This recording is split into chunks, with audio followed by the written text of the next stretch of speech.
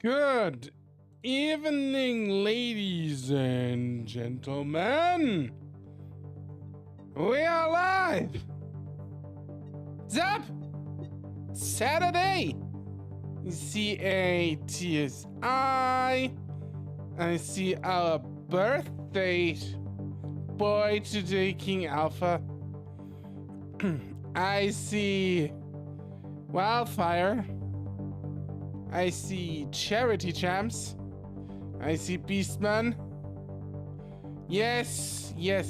So everyone, say happy birthday to King Alpha. Yeah, it's his birthday today.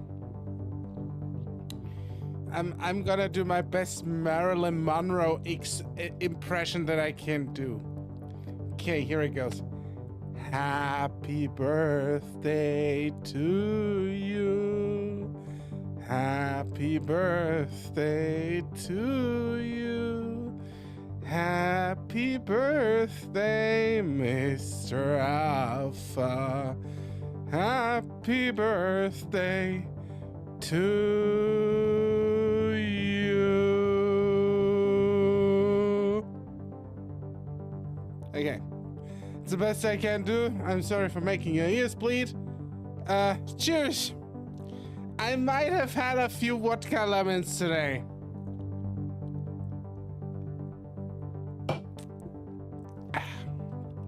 So what's up? How's everyone doing? Did you get a few nice gifts today, King Alpha? I hope you did.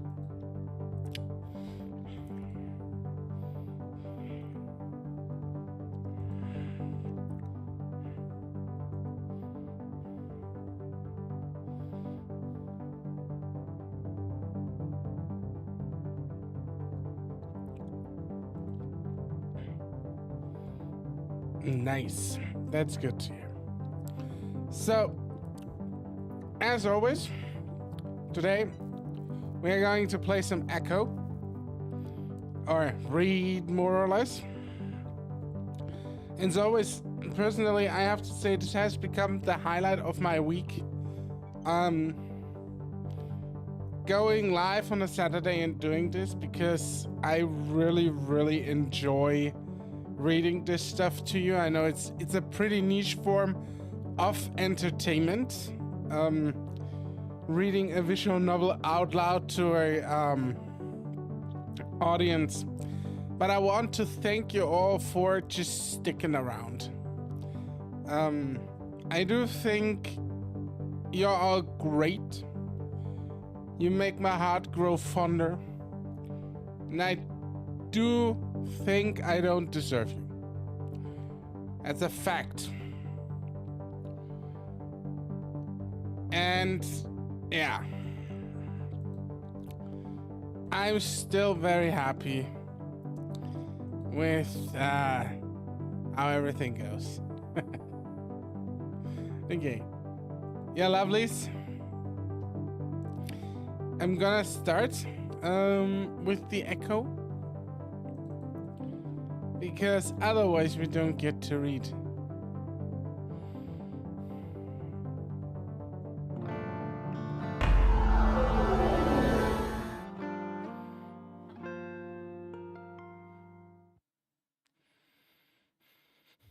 By the way, a little update. So some might have I said it already on one stream, but I'm gonna say it here again. Some of you might be asking, where is Nori? Nori, the body pillow, or the rat or the body pillow, is getting currently a little facelift, and then we'll get it back. I hope it should be soon though. I asked my main artist Breeze, by the way. Leonce is an absolute legend. If you are on Twitter, follow him. It's 83 Leonce is the handle. He's an absolutely lovely person. And yeah.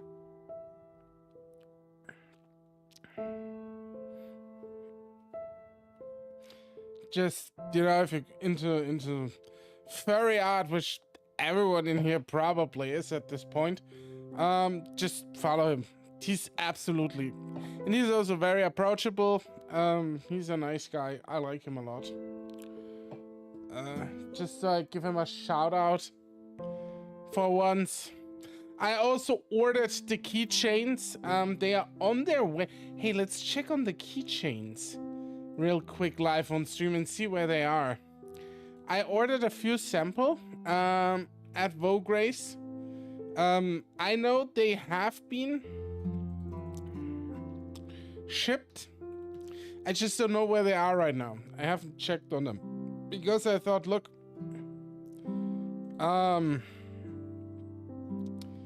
track order. Okay, where it is? Because I didn't think it would be somewhere. Okay. Oh, Jesus Christ, it's just in the airport. Like, holy fuck. They took like 3 days to get this shit to the fucking airport. Oh God. It's gonna take ages to get over here. Okay. Keychains will be probably coming. Cheers.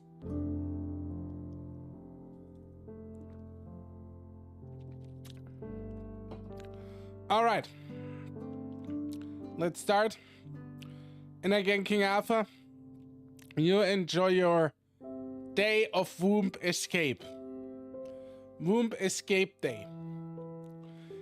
It's the first escape room you do in your life. Getting out of that. I shall, yeah.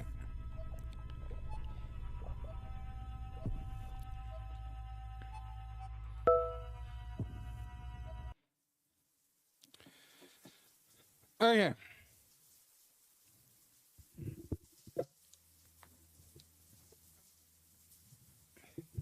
We are back in Echo. We are playing the route of the... I temporarily forgot his name of the links. TJ! TJ, it was TJ. I kind of Toby and Toby sometimes. He doesn't like Toby though, that we found out. And we are on Wednesday, I think. Yeah, we are on Wednesday. Where Carl is not reachable. So we'll see what happens next. Apparently no one can get in touch with him. Jenna leans back against the dresser, running a brush through the fur on her neck, and head still a little damp from the shower. Did they try his landline? Maybe he just muted his phone. He sleeps in like every day. Jenna shrugs. I'm gonna assume they have. So no one told him he was gonna have a party? Jenna turns around and leans towards the mirror above the dresser, brushing away loose fur. It's a surprise party, right? God, Chase, you're fucking stupid. Like, you absolutely are. I'm not sorry for saying that, but holy fucking shit, Chase. It's a surprise party. Jenna sighs. It's just an excuse to do something in this shitty town. I see Jenna glance at the door to the bathroom as if worried TJ can hear us curse even with the shower running. I think TJ's superpower is like hearing people curse, and then he flash speeds over there, like the Flash, and scolds them like, no, you can't curse, you bad person, you. How do you dare curse? I think that's TJ's superpower. He can hear people curse from miles away. And let out my own sigh. Well, I'm sorry I dragged you here, Jenna. I thought it would be fun is all. Jenna finishes whatever she's doing in the mirror and turns back around to face me. Look, Chase. If you think fun can be had in Echo, you're fucking stupid. Hey, it's not the town I came to see. It was you guys. Yeah, well, you don't seem very happy about that either. Why would you willingly go to Echo then? I don't know. It's Chase. Chase does a lot of weird shit. Wildfire.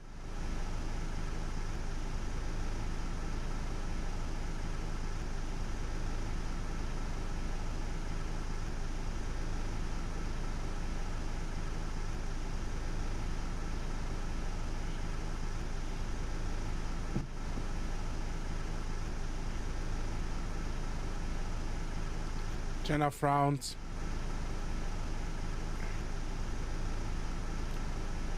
If I didn't want to be around you guys, I'd left. By now, I have friends in Pate that could take me to the bus stop. I don't say anything, choosing to lean back on the bed and close my eyes. Still tired from the fucked up dream I had last night. It's always a fucked up dream, right? Sorry, I'll stop complaining. I massage my forehead with one hand. It's still the beginning of the week. We've got time to turn this around. It's really just Flynn. I look over at her.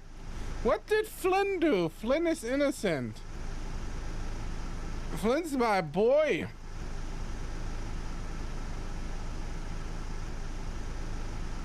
Is he coming?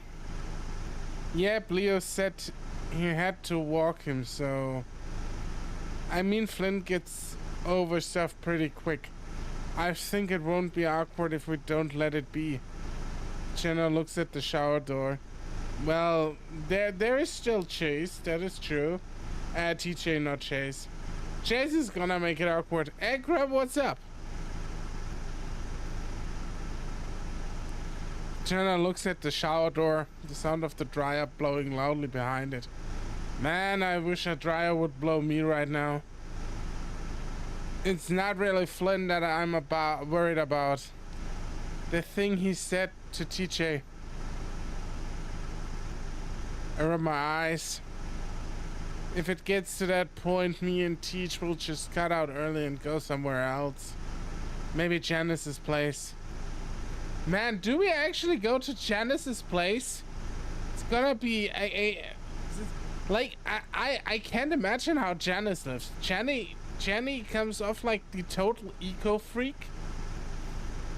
At least in the one thing where Bronson is. And I feel like she's like living really weird. But we'll see if we go to her actually. But that would be interesting. Like giving her more of screen time would be actually awesome. I want to know more about the crazy coyote that pisses into the desert. You going with us? Jenna smirks at me. I think I have some studying to do. Jenna does it right. She says, fuck you guys. Oh, come on. Anyway, what if Flynn has another? She immediately cuts herself off as the door suddenly cracks open. I see one of TJ's blue eyes looking through the opening.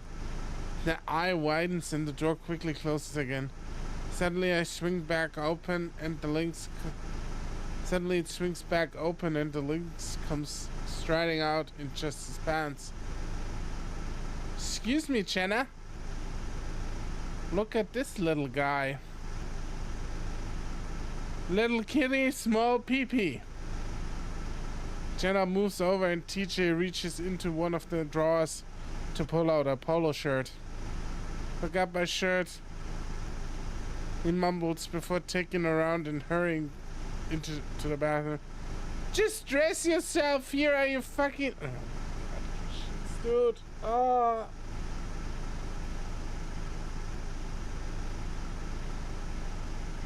I catch a glimpse of the insides of his ears, which are bright red. The door snaps shut again. We both stare at the door a while before Jenna speaks up again. If Flynn can keep his mouth shut until the end of the week, then we just might be able to get through this. I stare out the window as we roll down the dusty streets of Echo. Honestly, it doesn't look much worse than how I left it.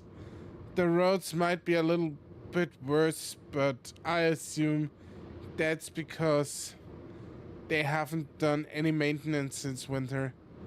I'm regretting not letting him know we are coming. You know, you'll be lucky if he even gets his ass out of bed.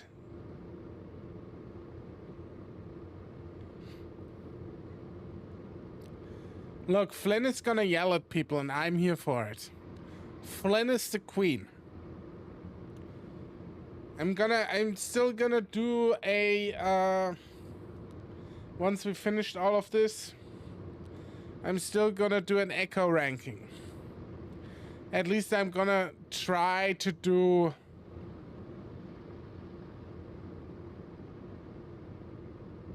Ad Astra and the Smoke Room before doing that. But I will try and do an Echo character ranking. I think that's the right thing to do. By the way, who watched the movie tier list yesterday and liked it? Took that challenge a long time ago, still doing it. You're not supposed to bottle up your feelings, lads. If your feelings, it gets an A. Oh, nice. Not an S, an A. I can live with an A. Where was I? Oh yeah, feelings. Don't bottle up your feelings, lads. Here is why. Bottling up your feelings is bad for you.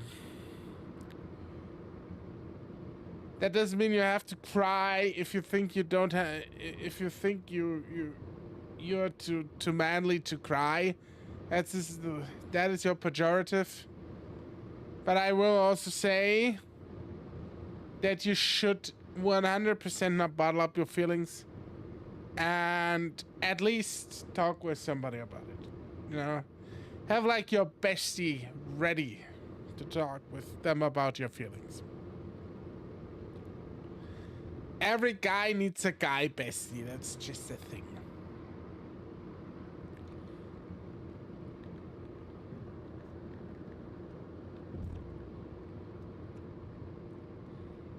That vodka lemon hits hard right now.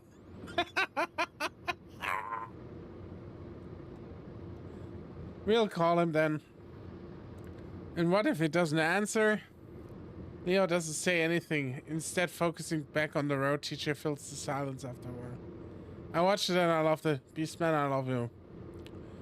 I like if I always deviate from what I do, I always have like I'm always kind of worried that it isn't well received, but you guys liking the tier list and me having guests on is really cool. I like that. So maybe I'll try to branch out a little bit more and maybe get on some more guests on here. Or do collabs, as the VTubers call it. Uncle Orco doing the collabby dab. I'm your bestie. Oh, okay. I need to be a better bestie then. Leo doesn't say anything, instead focusing back on the road. DJ fills the silence after a while. Well, I don't think it's too weird. It's just like we are hanging out again. Nothing wrong with that. Sure, but making it about Carl is just weird. Maybe if his birthday was like next week, 2 weeks tops. Yeah, it's I will still agree with Flynn here. Like doing this is fucking weird. Especially since Carl's birthday is like a month away. Wait, this. Oh, hush, Flynn.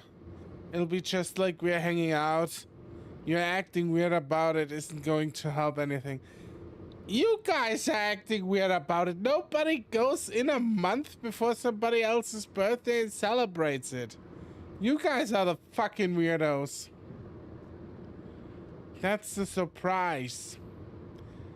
Yeah, I know that this is the surprise, but it's weird as shit. Or am I in the wrong here? I do feel like this is weird. I know I say this every time when we come to this segment, but I feel like celebrating somebody's birthday a month in advance, even if it's a surprise, is like really fucking weird.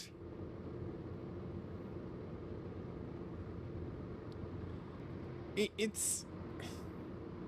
I don't even know how to say that. It's weird. It's... I don't know, man. You're right. Okay. I wouldn't want that, you know? I wouldn't want anybody coming in and saying, hey, Orko, it's the 1st of September. Let's celebrate your birthday. I would be like, what you fuck? It's in a month. And if they said like, yeah, we know, we just wanted to do it a month in advance, and I'm like, are you fucking stupid? Do you want to make me older than I already am? I'm fucking 40, you fuck. Give me that last month before I'm 41.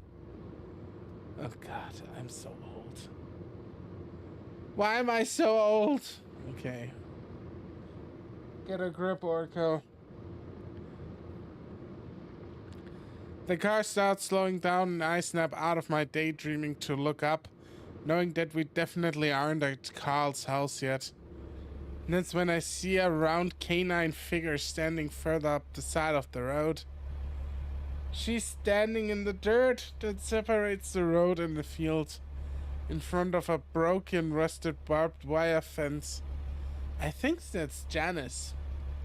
I look over at Leo and she seems concerned. His brows are furrowed as he carefully steers the car right up next to the coyote. Coyote. Oh God. I can see why she's crouched over, elbows on her knees, staring at the ground. Roll down your window, Chase. I do as he says, struggling a little with the old crank handle. The hell is she doing out here? She's gonna take a fat piss, Flynn. A piss like a racehorse. And you're going to watch her and you're going to like it. We come to stop next to the coyote, kicking up some dust. I don't know. Hey! Leo leans over me and smiles out at Janice, who's still looking at the ground. Everything all... Leo's voice cuts off with a weird choking sound. I look at him confused, then I look back out the window and I can't help myself but to gasp. It was hard to tell from the angle and all the dust kicked up on the wind, but now I can see that Janice has her pants around her down around her thighs. Can also see everything else.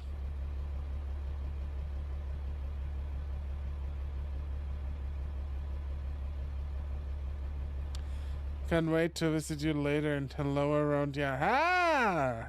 Yeah. It's probably the help. Like, it's probably the help she wants. She wants two young studs getting those cobweb out of her pussy. Hasn't been used in a while, so might as well ask the patrons of the diner. I sit back quite quickly and avert my eyes, looking out the windshield instead. What the fuck? Oh my God, Leo, keep going. Jenna whispers, her voice strained. Sorry, Leo stops talking and I get a chance. I glance out the window again. Janice is looking at us now and she's smiling. It's a weird smile because it isn't touching her eyes. It's unnerving. Leo stares back. Leo, go. I hiss out of the side of my mouth, staring out the windshield again. He seems reluctant too, though. Looking concerned. Janice, do you need help? His tone is one you might use on a toddler or a crazy person. I don't hear her say anything except maybe a grunt. Leo bravely keeps trying though. We can give you a ride. You can ride my dick, baby. Leo stops talking in time for me to hear a pattering sound.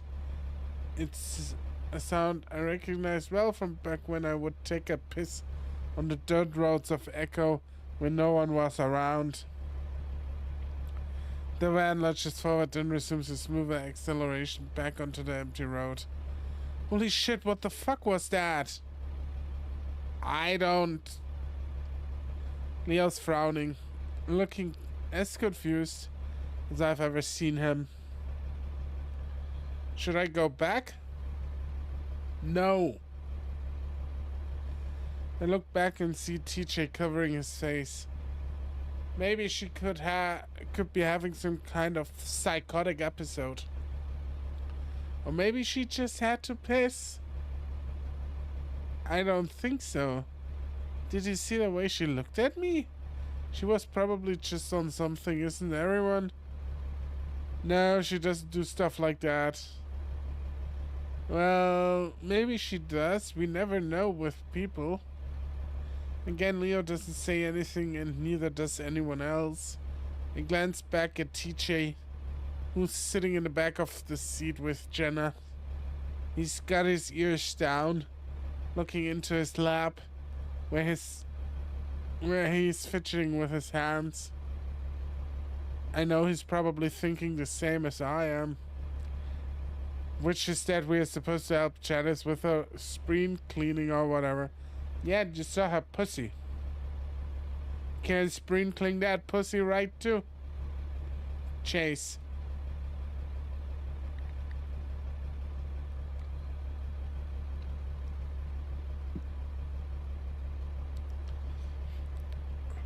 I want to ask him about it, but the dead silence in the van is making me feel like now is the best time. Yeah, it's probably not a good time to ask. I will fully admit to that. I fucking told you. Neo stabs the doorbell again, frustration etched across his face. Can you please keep the cursing down just a little bit? Look at Chase getting into the Christian way of things. Can't help but to notice TJ wins at every F-bomb.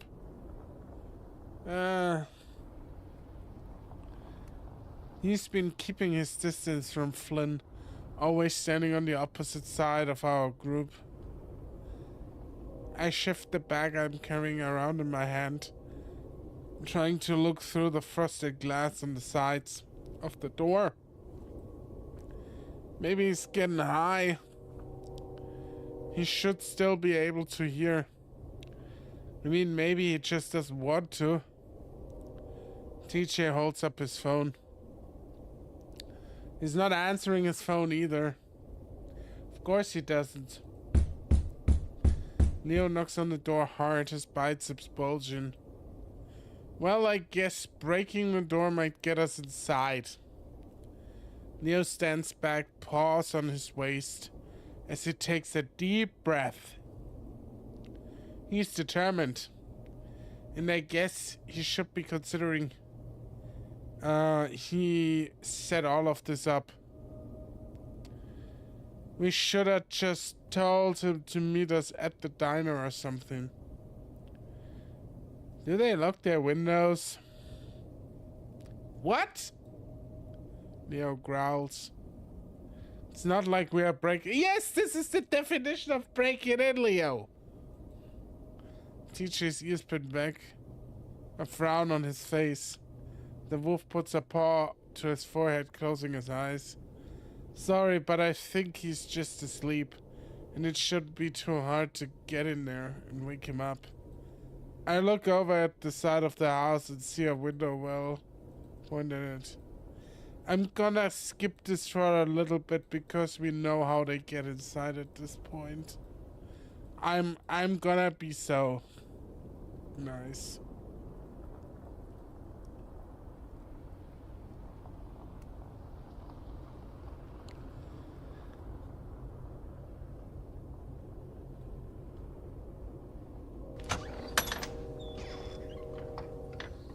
Carl's house is a massive and for everyone who's watching, they're getting inside. Jenna goes through a window and opens the door essentially. That's all there is to it. They describe the house a little bit of Carl. Yeah. I set the bag down on the table and TJ sets the cake there too. I look over at him. You alright? I'm good, why? Just asking, so. I rub the back of my head, trying to think of how to bring it up. What is it? Janice. Oh yeah. TJ mirrors my pose, rubbing his own head. I'm actually worried about her. You mean we should still go? TJ looks at me surprised. Of course. Especially now, we need to make sure she's okay. TJ just wants to, you know? Oh, yeah, maybe we should. Actually don't feel like we need to do that at all, considering she's probably just really, really high.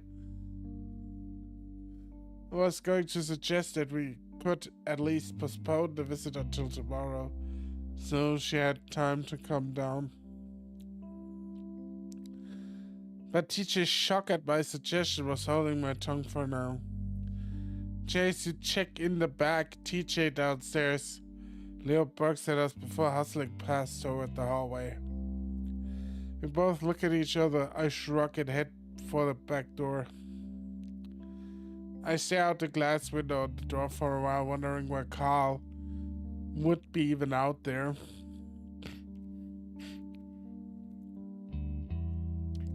The old playset with the swings is gone. And so is the treehouse that used to be in one of the two trees.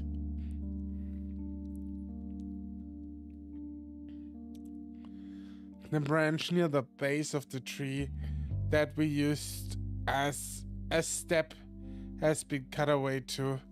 Carl and I used to play up in that treehouse all the time when we were younger. I open up the door and step onto the concrete steps. I feel a pang of sadness seeing it gone. I had a lot of memories up there. I can remember the day when we started building it. I mean, Carl's dad had to build the base of it, but left the rest up to us. I'll be right back. I need to do something. I need to do a Janice, just not on the side of the road. I'll be right back.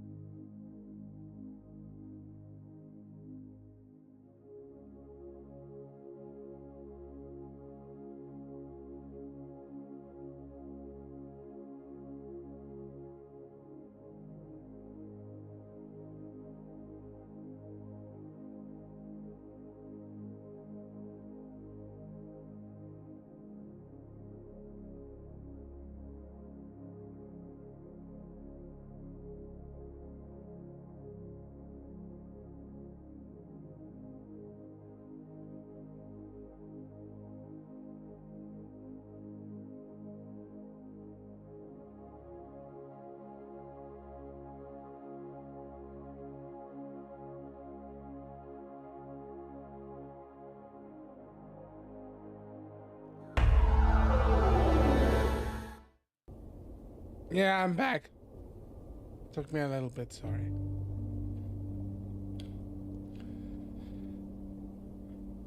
And Luke the old weasel had a pile of random junk in his backyard, and he gave us permission to take from it as long as we cleaned it up.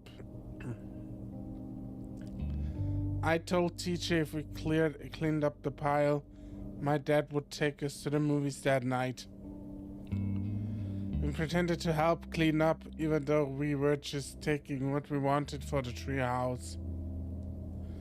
We hauled it away in a wagon, telling TJ that we were taking it to the corner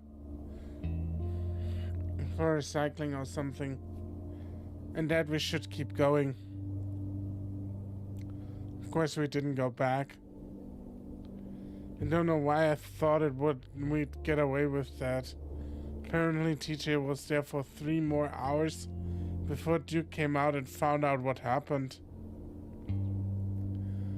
I was grounded for the longest time I'd ever...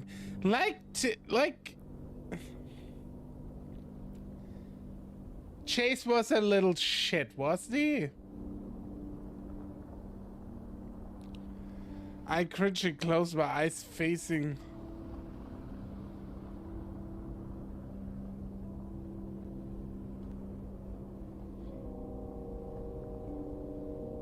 Face getting hot, and the memory of being forced to apologize to TJ. Fucking asshole. I mumbled to myself. Of course you're mumbling it to yourself, you prick.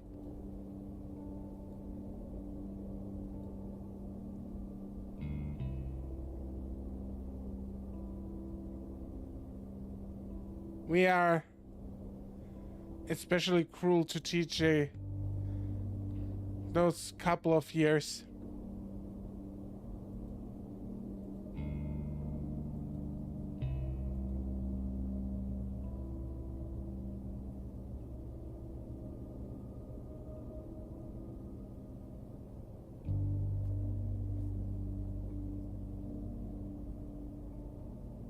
It was probably because of the age difference. Me and Carl had been 10, TJ was 8. For some reason 2 years feels like 2 decades when you're that old. Because it's true. If you're in that age, every year matters. Every year matters. Once you're getting to be 18, 20 and so on and so forth, it matters less and less. But if you're like between, I would say, 0 years and 18 years, every year matters. And you're gonna be a massive dick if you're a massive dick to the younger guys or gals. Still, there isn't really any excuse for how shitty I was to him. Even after what happened, we never let him up into the treehouse. I was a real shitty kid, but I know TJ doesn't hold it against me. Still, the idea of taking advantage of TJ's trusting nature is just terrible. I try giving the rest of the yard a cursory glance, even though I know Carl's not out here. I'm a little worried about, but I'm sure there's some sort of explanation for where he's gone. I turned back around, deciding to help with the search inside. That's when I see a flash of a fat, orange and gray tail disappearing down the downstairs steps. I blink. Jenna walks past. I'm gonna look in the garage. I don't think she's even in the house, though. Okay. Jenna heads for the garage door. I head for the stairs. The cool air wafting from the dark hallway ahead of me is a marked contrast to the heat from outside. I fan my shirt a bit as I look at the multiple doors lining the hallway. The only open one is at the end of the hall, though, and I can hear a low voice coming from it. It's Flint's for sure. As I pad up the opening, I can start to make out what he's saying. But I just wanted you to know that I'm not mad at you, okay? I don't hear a response as I stand just outside the door. From here, all I can see is a few cardboard boxes and a neatly made bed that probably hasn't been touched in years. I guess storage room. Come on, man. I'm trying. I was mad yesterday and I shouldn't have fucking sent that. Flint's voice coming from further into the room on my left. I grip my teeth, wavering between going in now or just hoping for the best and letting it play out. I need to go.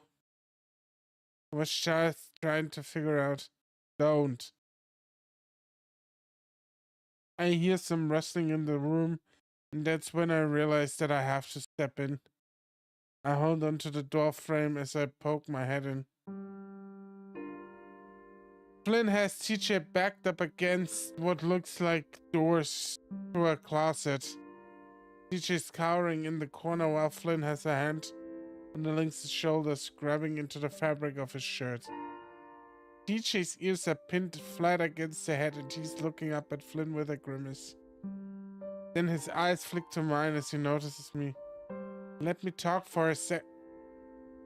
Flynn notices TJ staring over his shoulder and he jerks his head around in my direction. The second he sees me, his hand drops away from TJ's shoulder.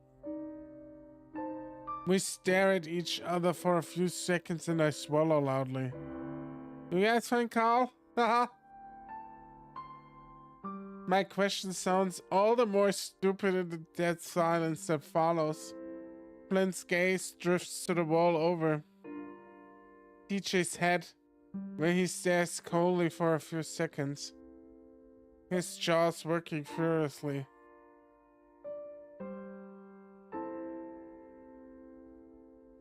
I start to worry. He's summoning up another one of his tantrums. Instead, after about 5 seconds, he turns on his heel and stalks out of the room. I have to move out of the way as he brushes past me. When I look into the room, TJ moved to stand in front of a mirror on the wall. Mirror, mirror on the wall, who's the TJest of them all?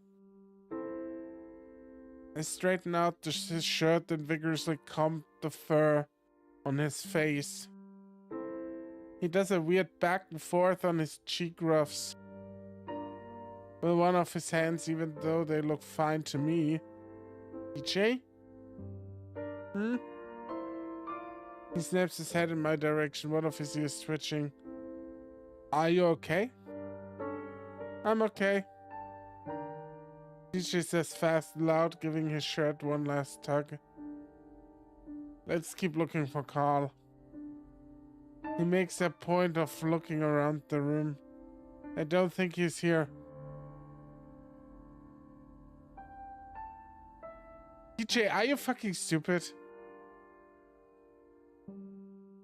As he moves past me to leave the room, I grab his arm. He jumps and looks back at me, eyes wide.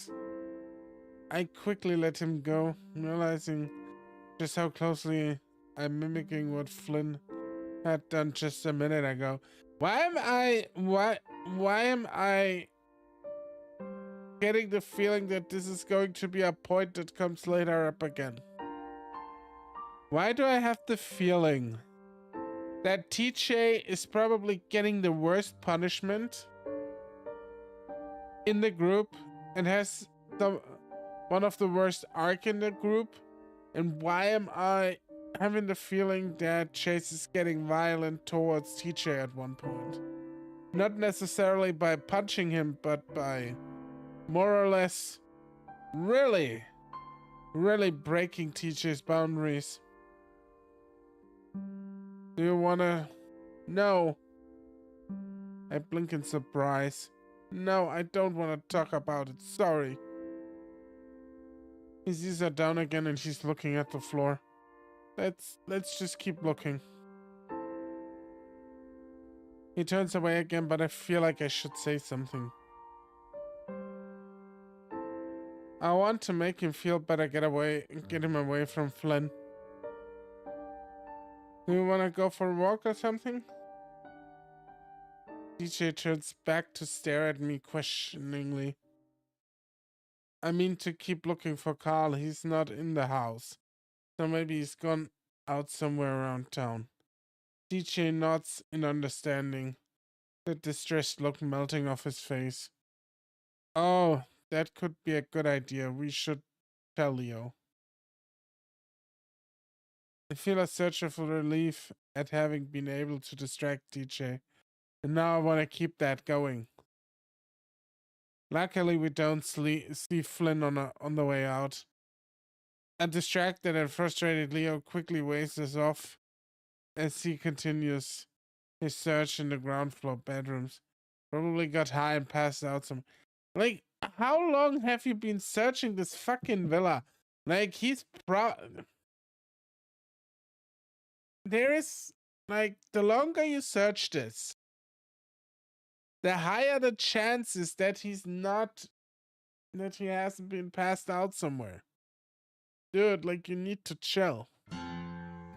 I immediately realized that what a bad idea it was when I step out into the sun. DJ, on the other hand, brightens up the second we step out of the mansion. That at least makes me feel a little bit better. We walk in silence for the first few minutes, looking at the rolling hills and mountains, cactus and sagebrush. It's one of those days where I'm not sure if the heat is worse coming from the sun above me or the baking black asphalt under my feet. How is school going for you?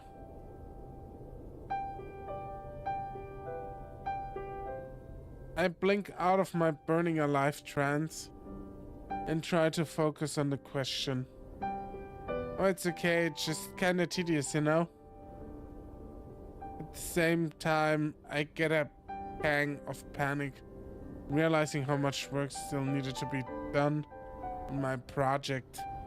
I'm able to convince myself that I still have half the week. I'll figure something out. What about you? Great. Athletic training, right? Yep. So what exactly do you do? Train people for sports? DJ laughs. Well, it's more to do with the injuries, recognizing them, preventing them, treating them if I can. Sports medicine, of course. I didn't know that's what you do, so... Are you like a doctor or something? He laughs again.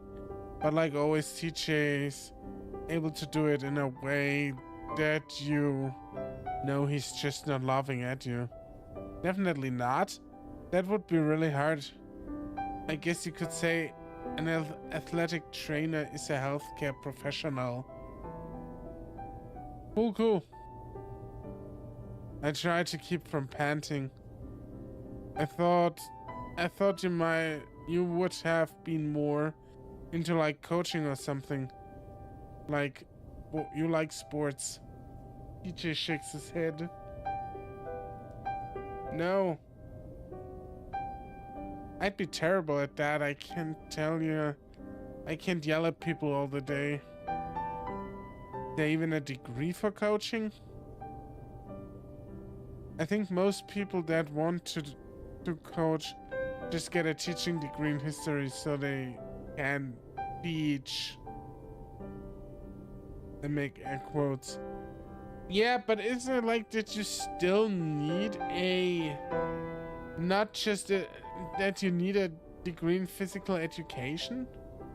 Isn't that more of a thing? I mean, I could be wrong though, but... I mean, I'm not wrong, I know that, because... I'm fantastic. I do think.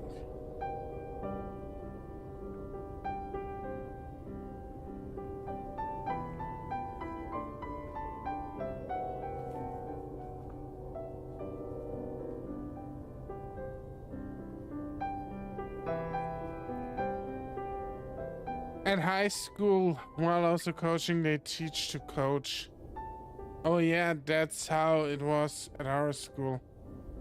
I step on a particularly sharp rock and bite my lip to keep from yelping. I really wanted to do something involving athletics. Do you like it, the whole athletics thing? Training thing? Yeah, well, it is my first year, so who knows? But I think I do. So you just keep helping people? That and I just like sports. DJ quiet for a second. It probably sounds silly, but it seems to make my life seem more simple. Sports? Yeah, or exercising.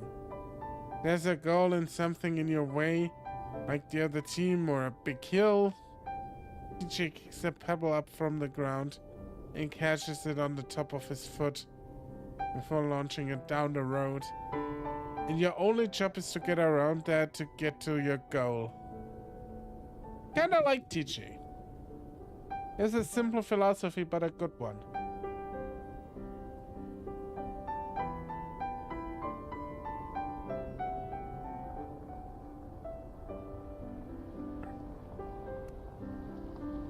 The true question is, how much will I hate TJ at the end of his route?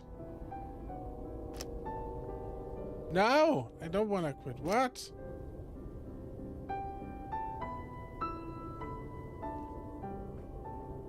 The Lynx laughs. I don't know if that makes sense. It makes perfect sense. I think it does. I'm kind of like that with video games, I guess. I can see that. I tried to kick a pebble up onto the top of my foot like TJ, but I end up just kicking it off the side of the road. How do you do that? Oh, I just got lucky that time. Usually it doesn't work. I'm on the soccer team though. I think about how I didn't even bother trying out for my school swim team for others. I already knew how mediocre I was. See, that's the thing with you, TJ. If you never try things, you never know if you're a little bit more than just mediocre. I never wanted to try streaming because I thought, yeah, you're just gonna be not entertaining. But here I am, entertaining you. But I also just like being on the side of a field with all the cheering and lights. Fun. As we continued down the road, we walked past the charred foundations of an old trailer. While the brush has mostly grown back, scorched earth and black sagebrush skeletons still remain. That moment my phone goes off and I pull it out. No! No! No! Put it back! Oh God, put it back! Ah! Don't pull it out, put it back. Keep your pads on, Chase!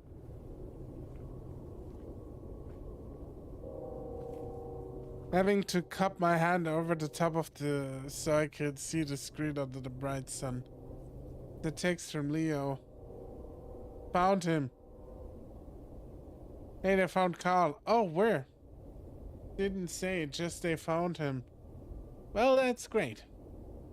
Yeah. I smile a little and,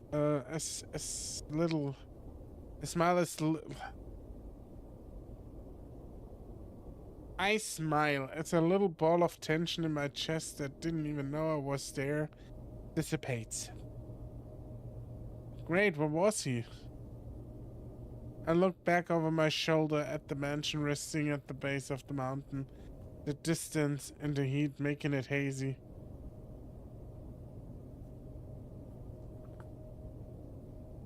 I swear that sign in the background looked like a figure. Yeah, it's... Right. I really don't want to walk all the way back.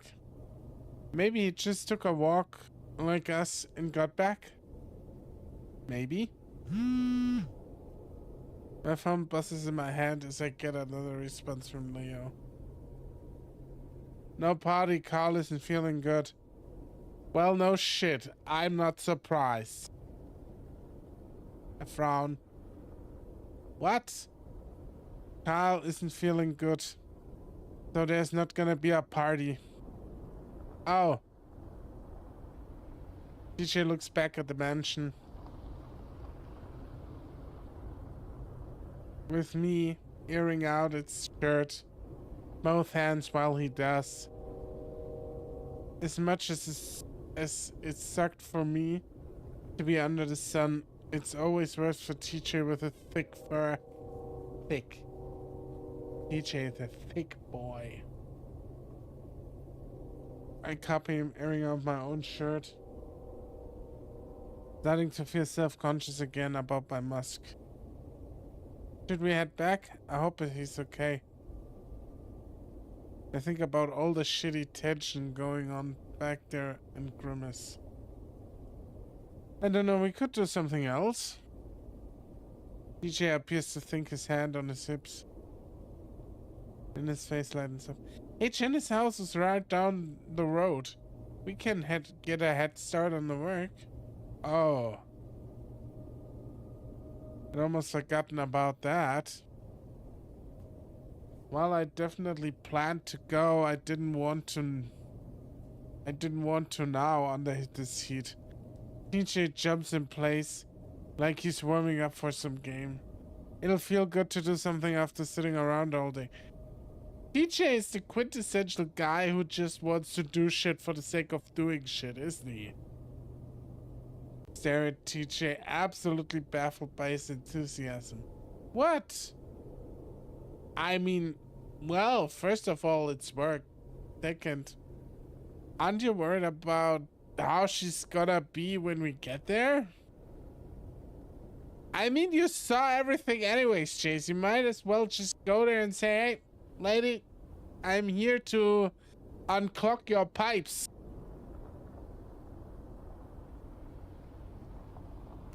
I stare down the road at the approximate spot where we'd seen her just an hour ago.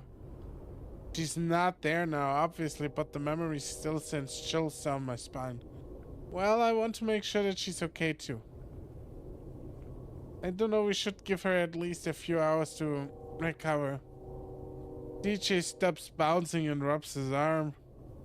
Sorry, you don't want to... I can just go. I glare at him. Oh, don't guilt me. I'm not. I just don't want you to be mad at me. I stretch, feeling sweat trickling down the side of my face. We could wait until evening at least. I guess we could do that. The disappointment on TJ's face is so obvious that she's not even doing it on purpose. Okay, so what if she opens the door and she's still got her pants down? TJ blanches. Chase! I'm just saying that's what could happen. There's no telling what she's doing, what she's on. Janice isn't like that. So maybe she was just having a sort of episode. Everyone's crazy here. Everyone. Everyone's a little crazy here.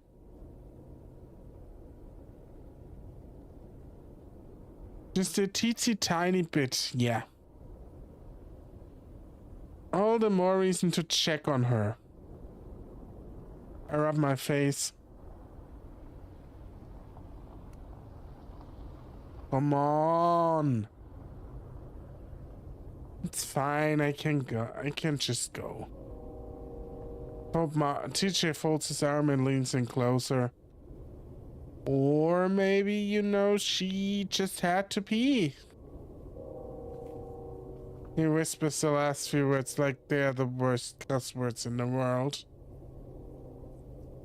DJ and bodily functions, huh?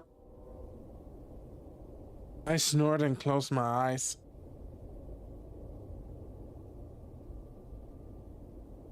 Fine. I wipe the back of my head across my forehead.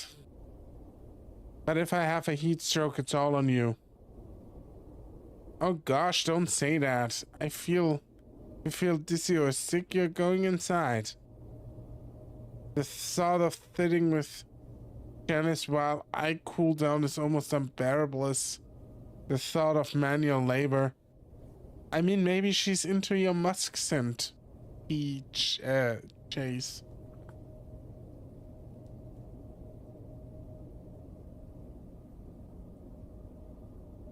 Still, TJ looks happy, which is worth it, I guess. Well, I gotta say I didn't expect you two down here this early. We followed the old coyote around the side of the house, weaving through sagebrush and tumbleweeds. It's a bit hard right now, but if you're feeling up to it... Yeah, we just didn't have much else to do today. Janice, as far as I can tell, has been acting completely normal. At least...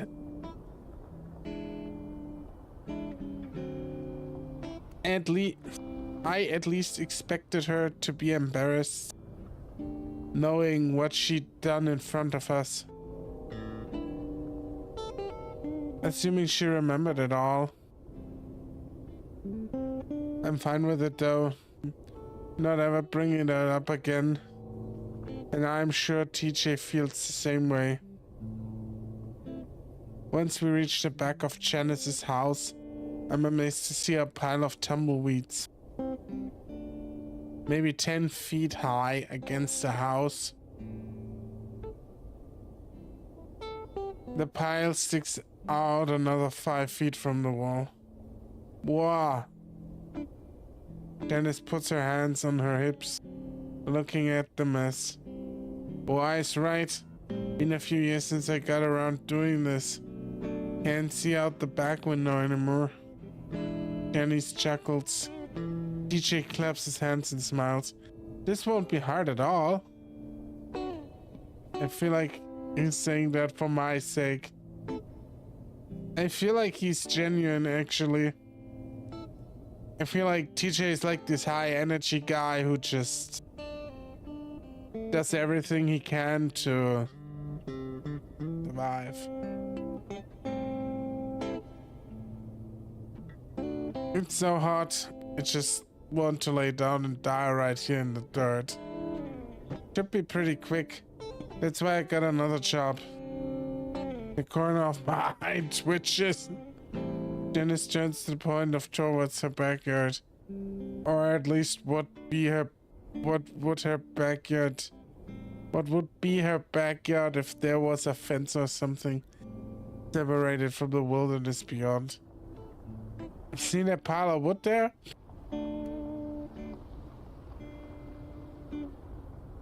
She indicates what is indeed a pile of old crumbling wood.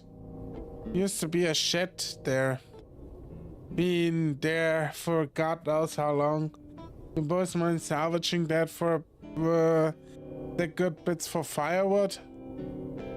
Oh, I'll give you some firewood, Janice. Janice turns back to the small shack like a boat that is her house. You can pile it up just against the side of the house and give DJ the dirtiest look I can while he helplessly tries to keep a smile for Janice. She shields her eyes against the sun.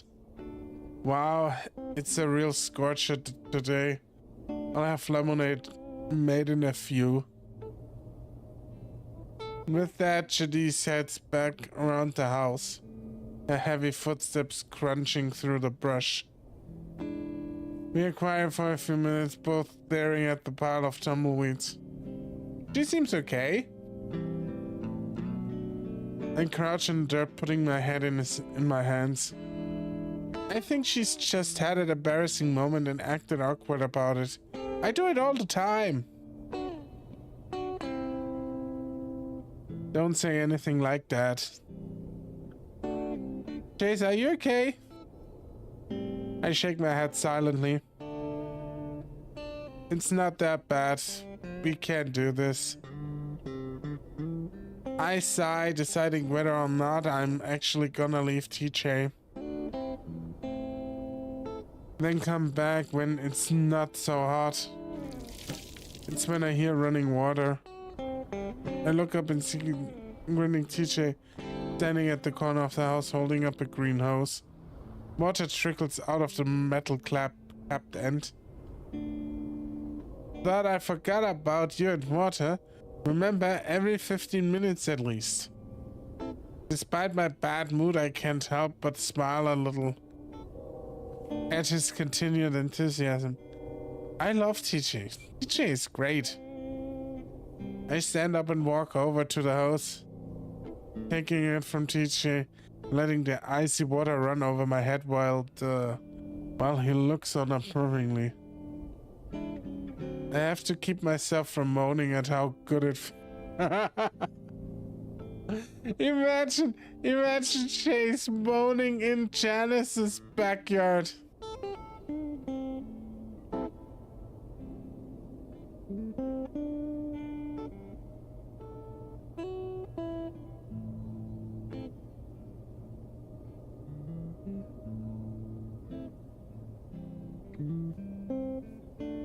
I have to keep myself from moaning of how good it feels.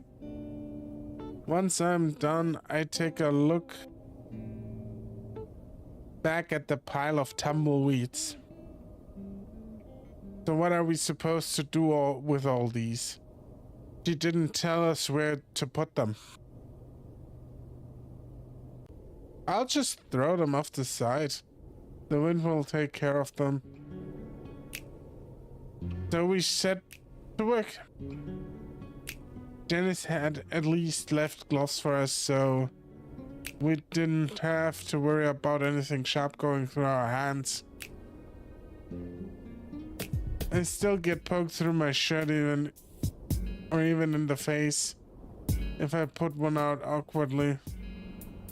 DJ, I can't help but notice is a lot faster than I am.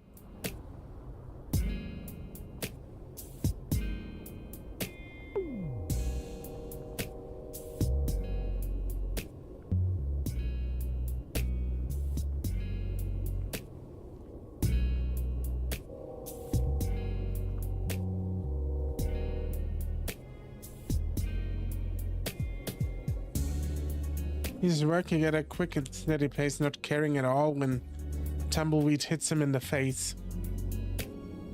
I mean, he has the fur to like dampen a lot of the damage they could get through from a tumbleweed. So he's like not giving a shit. I get a few more messages from Leo asking where we are. When I tell him, he doesn't reply. Yeah, I'm gonna stay out of trouble. At least I fucking try, you know. I'm not sure if I'm doing a good job. Cheers.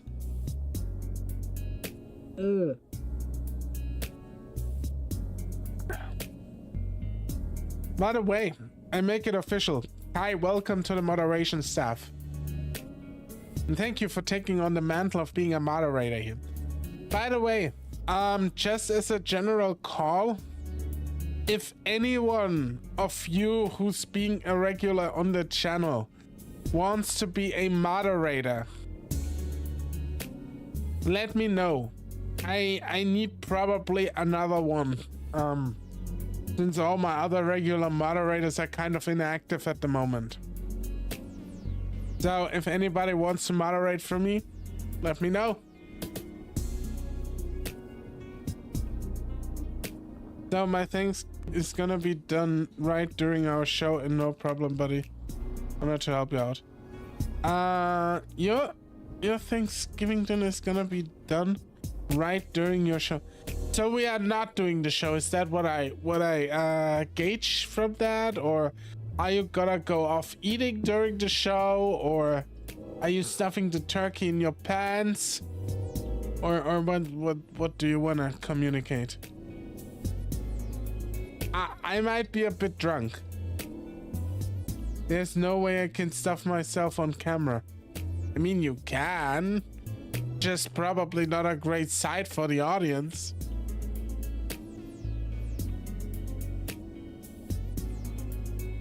I had a few vodka lemons. I'm a bit tipsy.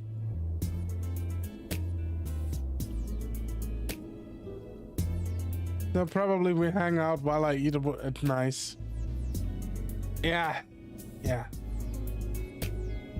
Just chat. Okay. I get that.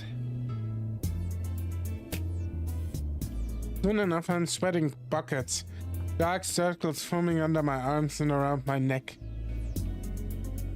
10 minutes and I have to take off my shirt, letting it hang out on a rusty metal outcrop under the window.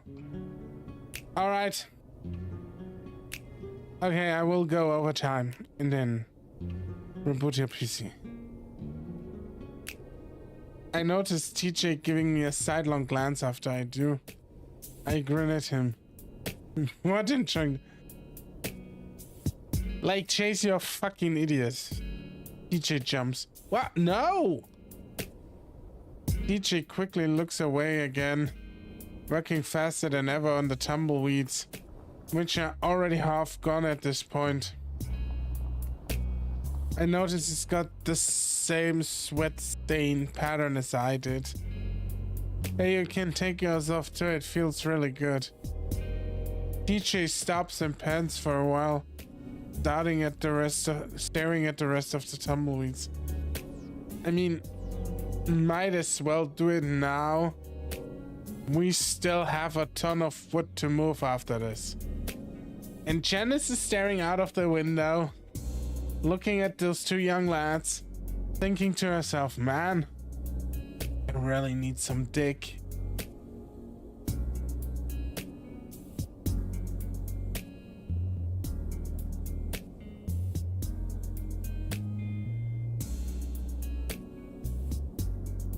He flicks his ears and I can see him blushing. Are you embarrassed? Don't you ever shower naked with other dudes at school? Chase, not everyone is a horny motherfucker like you. Well, yeah, but what? DJ huffs and finally puffs his shirt off, forcing a smile as he goes over to hang it up next to mine. I notice that he does it with his arms crossed the way girls do. They are happy. What's with you and being all weird about having your shirt off? You were the same this way this morning. DJ sighs. I was trying not to make it weird, but you two were staring at me when I opened the door. I laugh and TJ puts his hands on his hips. Just remember that when we are done, we are going to have to check our torsos for ticks too. Oh yeah. That dampens my spirit. Man, this sucks. Love is in the air tonight. I mean, it's not just in the air, it's also in the pan sky. Chase is so horny for the slings, right? Those pants are getting tighter as we speak.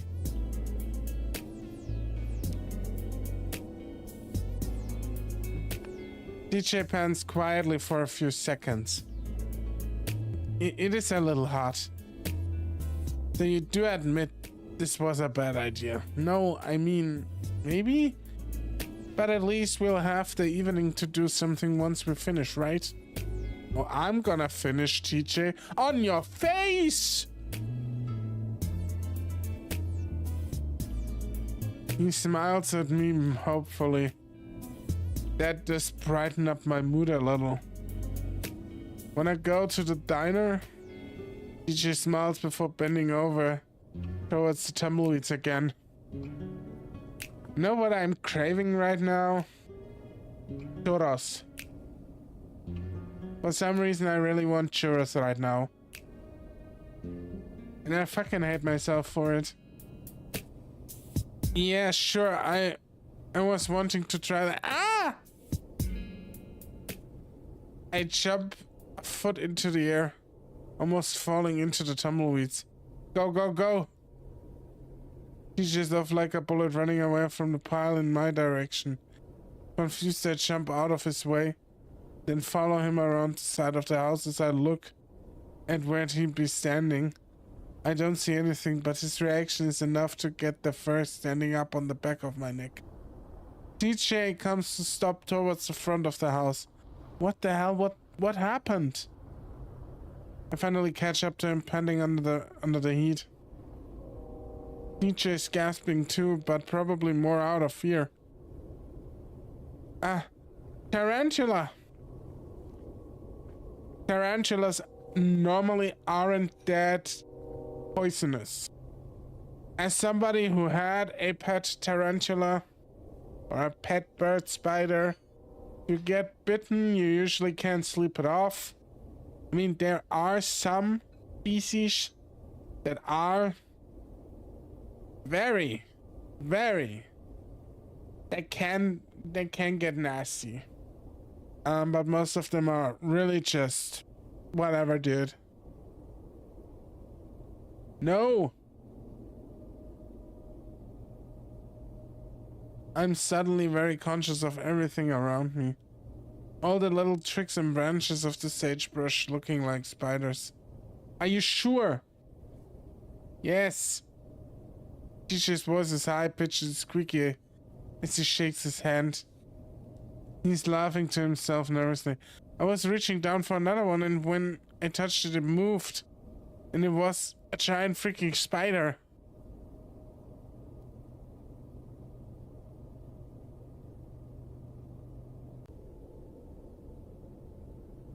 TJ must be really freaked out because I rarely hear him. Even hear him use even that word.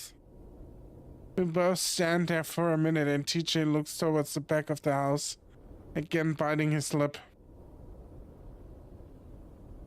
Why are you afraid of spiders? They are like really useful. I narrowed down my eyes. Is that another prank?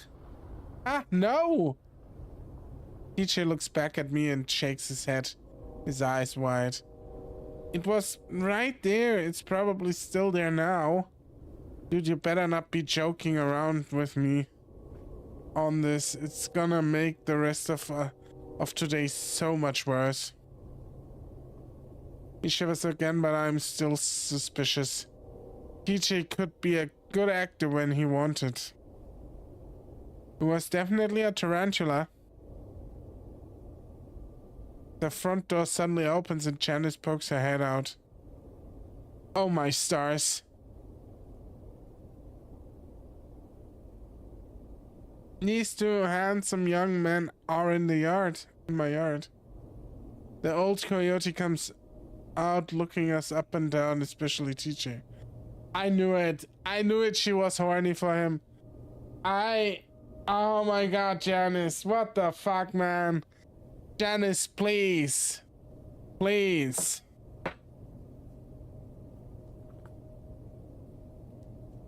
The lynx notices and grips an arm with one of his hands, as if trying to cover up under her gaze. And what's with all that hollering? I'm gonna holler in your pussy, lady. I frown at that old coyote's forwardness. I look at TJ, but he doesn't say anything. TJ says he saw a tarantula. Imagine you're picking up Granny's yard and you're doing it half naked and she comes out just looking you up and down, be like, oh, those boys are looking fine today. And then you have to admit, like, yeah, we hollering and hooting around because we start to. What the fuck, guys? Come on! Janice claps a paw to the side of her face. Well, I'll be damned, a blonde? But maybe I've never seen one before. Well, they're all around here. I just never see them because they only come out at night. Janice shields her eyes again. This time of day is way too hot for him. Was probably a huntsman. All this talk about spiders is making me want to just walk the fuck back to the motel right now.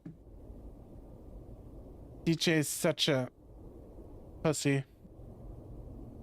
It wasn't.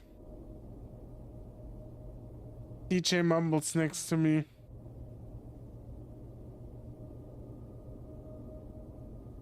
But I don't think Janice hears him.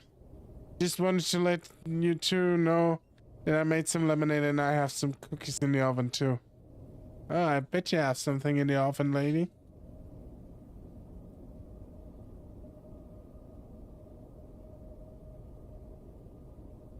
It's not bad. Oh. PJ forces a smile onto his face. Oh, thank you, Janice. She grins at him. Are you just you are just the most adorable thing. I don't like where this is going. Like, I'm a kinky fucker, you know, but I don't think Janice and TJ are a good mixture. Like, I don't know why.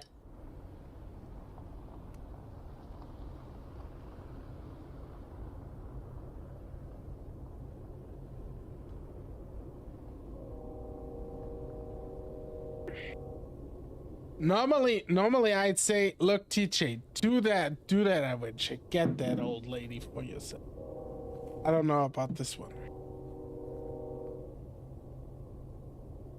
It's probably the hum.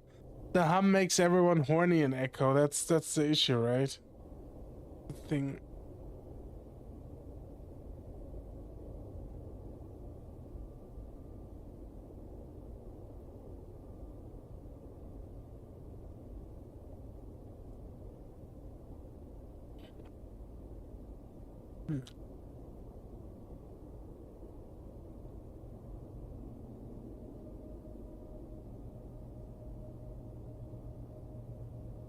She moves forward to pinch his cheek. Russ, and somehow he manages to stay smiling while she does. Oh. Finally, Janice bustles back inside as I give TJ a long look. He throws his hands up in the air. I'm not lying! I can see him turning red under his fur, so I leave it for now. We look around for a while, but can't find any trace of the spider. Getting back to work is difficult, and I keep jumping at the sight of anything long and spindly. Which, when you're clearing out the tumbleweeds, is everything. On top of that, I see several smaller spiders, and every time I do, I jump and run a few steps away before I try to shoo them off. DJ recovers a lot faster, though, and pretty soon he's tossing out tumbleweeds at the same pace as he was earlier. This makes me even more suspicious. Anyway, it's not a bad oh, fuck off, Space. DJ's way more in shape than I am. The tight muscles in his back easily standing out and gliding under the fur. I catch myself staring several times, and I'm pretty sure he does. Of course he does, because you're barely subtle about it, you like horny cunt. Once we are almost finished, I have to straighten up, pushing my hands into my lower back to make it crack. Sore a little bit. DJ chuses out one of the last tumbleweeds. before walking up to my side. Does it always hurt? He puts a hand on my lower back and starts sliding around. Not really, just when I'm bending over and stuff. He's quiet for a moment, teasing through the fur on my back. I start to blush, but that's when he applies some pressure to a muscle. I grimace and arch. Wow, that's stiff. TJ, I tell you, there's something else that's getting very stiff right now. There's something else that's very, very stiff. Or getting very, very stiff.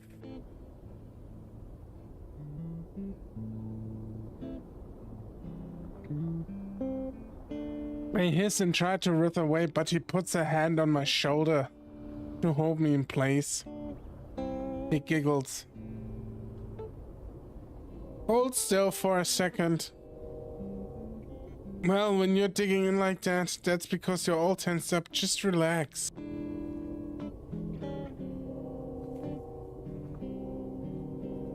I try to do as he says, even though it's extremely uncomfortable. So...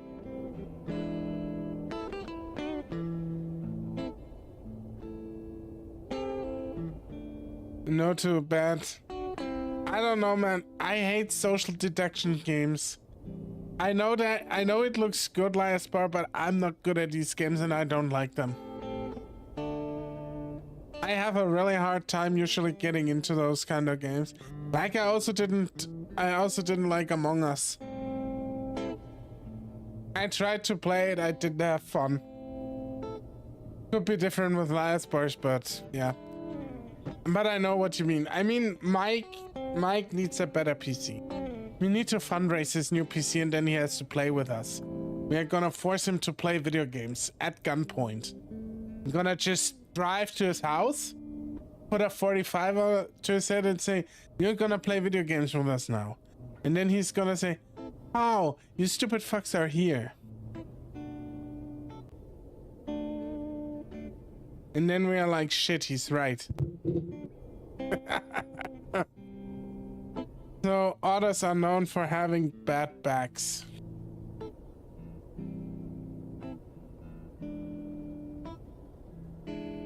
I know, my dad can barely move these days. That's terrible. Shrug. He still gets around. Just needs pain meds, which you don't have to rely on. My shoulder bumps TJ's chest, and his long whiskers brush my ears. It's the short legs and the long back. Rude. You have to bend over more than most of us. Keep a good posture and lift heavy things with your knees. His finger dances a bit lower before pulling back. You'll thank yourself 20 years from now on when you're not in constant pain. I put my hands on my back, feeling warm and a lot more loose. Oh, I bet you feel loose. Hey, I actually do feel a little bit better. Great. I'm impressed how much TJ knows about ours. He probably knows the same amount about all the other species too. You know, you're really smart. TJ ducks his head modestly. Oh, I'm just repeating what I've learned. I mean, I forget everything I learned within a week. I do too sometimes. Just have to keep studying until it sticks. TJ looks around. Actually, I really wish you could lay down somewhere. Then I could give you a real massage. Oh, look at TJ over here with the massage and shit. That would be amazing. He could give you one tonight when we're back at the motel. You sure? The thought has me feeling warm and not just in my back. This is why I don't like Chase sometimes. Why does he have to sexualize that shit now?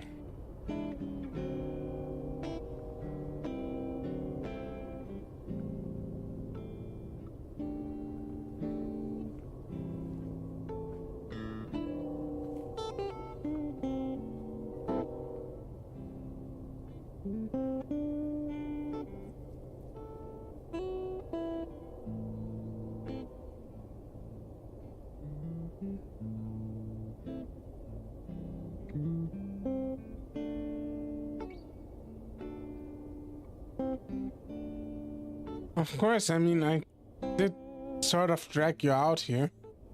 Don't worry about it. Actually kind of nice, haven't done work like this in a few years. He just smiles back at me. It is, isn't it? He leans back and stretches, and I have to force myself not to stare at his arching torso. I think that's it for the tumbleweed, so I look at forlornly at the pile of boards. DJ follows my gaze and gives me a sympathetic smile. Remember with the knees. DJ says brightly as he marches over to the pile. We find out pretty quickly that while there aren't any tarantulas, the ruins of sheds are infested with spiders. Several of them black widows. Because those are actually dangerous compared to the blondes, TJ goes in and asks Janice for bug spray.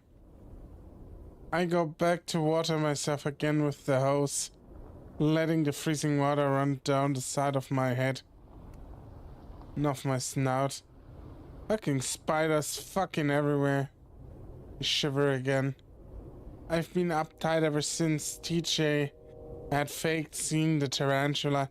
Why do you think he faked that? Did he fake it? I stand back up, letting the water run down my back and front, sighing at how good it feels. Maybe? But why should he do that? Why should he fake the spider? That's what I'm asking myself. And I can't come up with a good reason why TJ would do that. TJ, it doesn't make sense for him to fake that, from my perspective.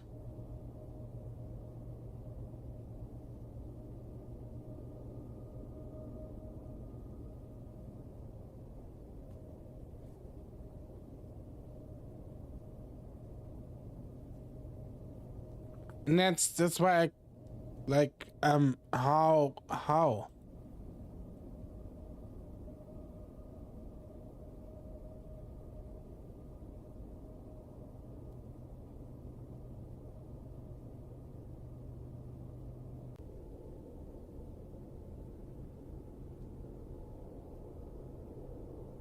maybe he saw something he didn't want Chase to see. Yeah, okay, that makes sense. Maybe he did see something and said, okay, it's a spider, because he knows Chase is afraid of spiders, so Chase would just storm off with him together. That makes a lot of sense, actually. But what would be there, apart from maybe Janice's... I mean, he already saw that, though. Janice's genitals. That you don't want to see. I hear the front door open and shut the... sound of TJ's footstep coming around the house.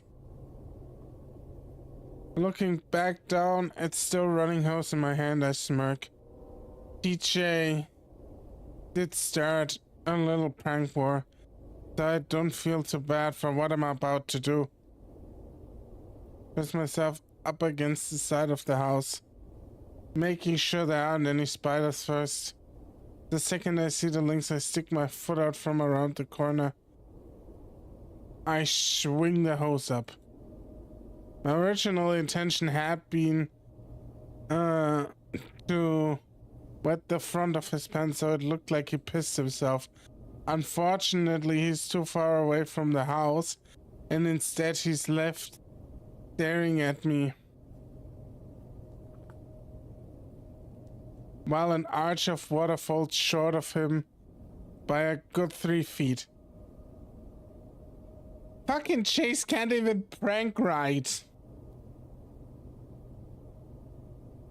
He's holding stuff, but I don't take the time to see what it is before I press my thumb on the opening of the hose and spray it straight into TJ's face. TJ gasps like he just fell into ice water and stumbles back, almost tripping. I laugh. Chase, what the heck? I finally cut the stream of water, revealing a furiously blinking and dripping lynx. In one hand is a broom and in the other one is a plate of what probably used to be cookies. You ruined it, Chase. Again, you absolute idiot. They look kind of mushy. Yeah, no shit. Ah, Chase, you fucking idiot. Oh. I feel like Chase is stupid.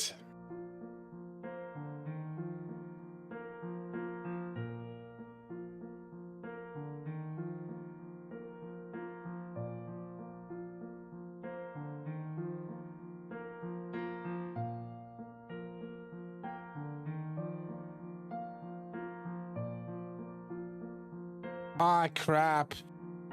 TJ drops the broom to examine his plate of cookies. He tips it to the side and lets a steam of murky, crumb-filled water slush out from the plate. They smell so good too. I walk over and take the plate from him.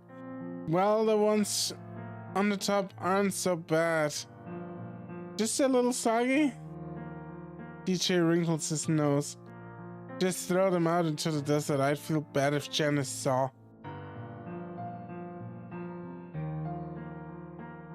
I pick up a cookie and take a bite. It is a bit soggy on the surface, but it's warm and gooey in the center. TJ looks at me in horror. Chase! What? It tastes freaking amazing. Quit being such an uptight and take a bite. Take another. Stop. What if it's that? What if that's irrigation water? It makes me pause for a second, but I shrug. I swallowed water all the time when I swam in the lake. I wonder, right after I said that, if I shouldn't mentioning the lake at all around TJ, but just shakes his head, making his way around me. Chase is gonna have so much diarrhea in the next few days. Or not, depending on how resilient an other's digestive system against these kinds of bacteria are. But I can't imagine it could be resilient enough.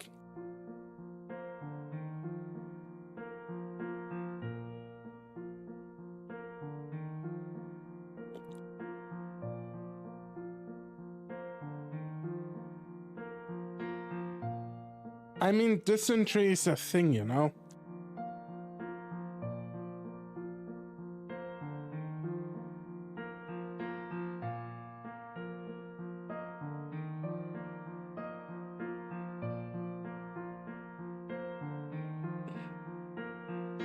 If you start throwing up tonight, then we know why.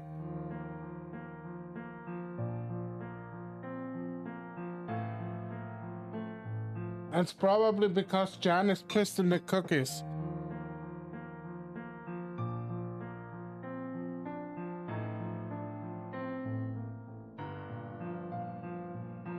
But I'll have you to take care of me, doctor. I don't know much about actually being sick. I find this weird. If you study sports medicine over here, you're an actual doctor. Like, you have to do the full proper studies. I mean, they probably also don't know much about being sick. because they are not an in, in general practitioner, but yeah.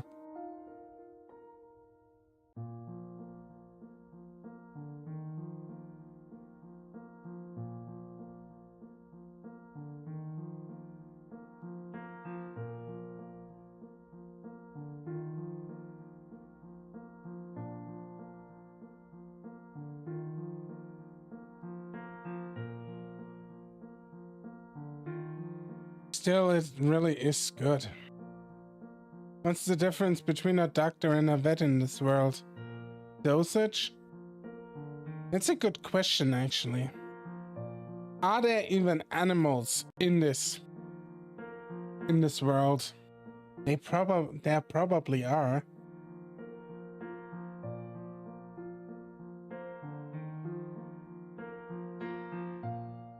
I mean, they have burger and shit. Chase talked about Leo's dad making burgers. So they must get meat from somewhere. Or there's like cow people that sacrifice themselves for the greater good. Or there's a really fucking fucked up dark side to Echo that we've not seen yet.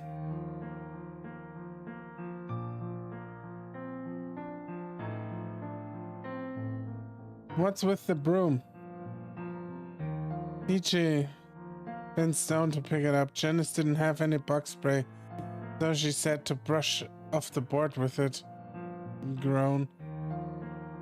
I was thinking you could do the brushing and I'll do the lifting. Since your back is sore, I groan. Don't worry, Janice says if we get bit, to let her know she can take us to the hospital. What the? Oh my. Janice? Janice, are you for real right now? Lady, really? Are you a little bit stupid, Janice? I bet she is. Comforting.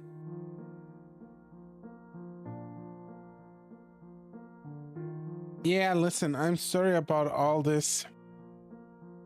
I didn't know it was gonna be so tough on you. I swallowed guiltily. I'm joking, it's really just how spidery it is. The worst part. I'll buy at the diner when we are finished, okay? I smile at him. Not hurting for money at all, but I know it'll make TJ feel better. I'll let him. Alright, that's a deal. It's afternoon at this point, the sun low enough that Janice's house is casting shadows across the backyard. Of course, that shadow is a good few feet away from where we are working. I set to work trying to sweep away spiders, their egg sacs, and all kinds of other bugs, while Janice grabs the big boards and drags them across the yard. I'm pretty bad at it, trying to not yelp, while I jerk the end of the broom back and forth like an idiot. DJ tells me several times that I can't sit around, but I'd feel way too guilty if I did. At one point I almost flick a spider onto TJ, which sends him screaming. But several apologies and nervous laughter later, we are back at it. Takes a lot longer than it should, mainly because of all the sweeping I'm doing. But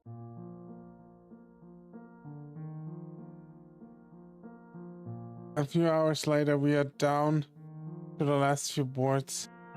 Most of what's left is rotting, crumbling wood. TJ wipes a hand across his forehead. Well, I'd say this is the last one. I give the board a cursory brush, happy to see Not any spiders on this one. Hey, I was thinking, you wanna go on another hike tomorrow? We could probably invite the others to go with us. DJ looks up at me. You sure? I thought you didn't like it. Again, I complain a lot. I had fun. DJ smiles. Well, alright, that'd be awesome. He's grinning now, and that makes me feel even better. Alright, let's get this done and we can go to the diner and plan it out. Sounds like a plan. With that, TJ flips the board and reveals a massive tarantula. 8 beady black eyes reflect the sun, and soon I'm almost blinded by it. They bore into me and the spider turns slowly, crab-like on its legs, so it can face me. My stomach turns and the ground tilts. I feel like I'm falling off the edge of the world. I grab for something, anything. I've been expecting you. But all there is air around me and I fall into darkness. Just count the shoulders are... Just count when the shoulders are down, alright? I feel like water's rushing through my ears. And I have to widen my stance to keep from falling. Are you listening? Huh? Days! What? I try to focus on the kid in front of me. Did you die or something? I don't know. I was just thinking about something else. Ah! You're dumb. I feel like Sydney is right.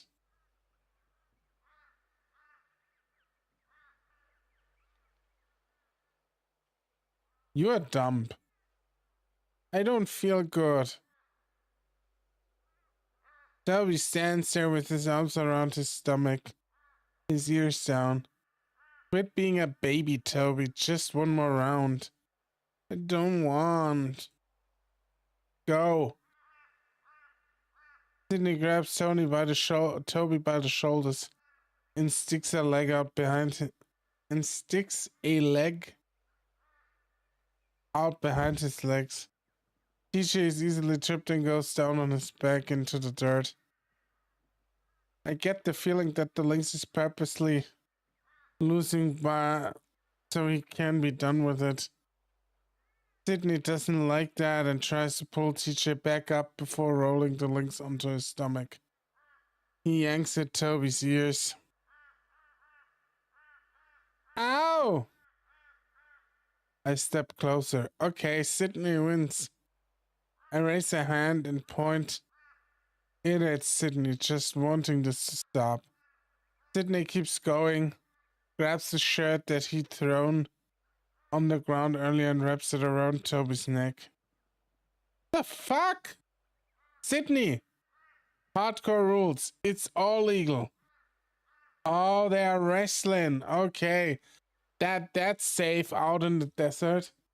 Doing wrestling moves without any precautions. Come on. Toby grabs at his neck and his eyes widen as Sydney leans back, pulling Toby's head back with him. The lynx's arms flail around his mouth wide open. I stand there, confused. Is it okay if it's not against her? No, this is not okay, you stupid fuck. He's strangling him. Sydney laughs and leans even further back, looking excited and happy. Toby stares at me with wide, bulging eyes. Stop! I reach forward and grab onto TJ. Chase, can you hear me? TJ looks down at me with his wide blue eyes. Toby? What? I blink up at him, feeling sick. TJ feels my head and stands up and starts pulling me along the ground. What are you? Gotta get you inside. He grunts as he pulls me, and that's when my stomach lurches and I roll over and vomit up the cookies. Crap, crap. Can hear TJ starting to panic. So I grab at him. I have to cough and spit several times before I can speak. No, I'm fine. Don't freak out. No, you're not. Can you stand up? Yeah, I'm good. I get up on wobbly but stable enough legs. DJ puts an arm around me. We are calling an ambulance.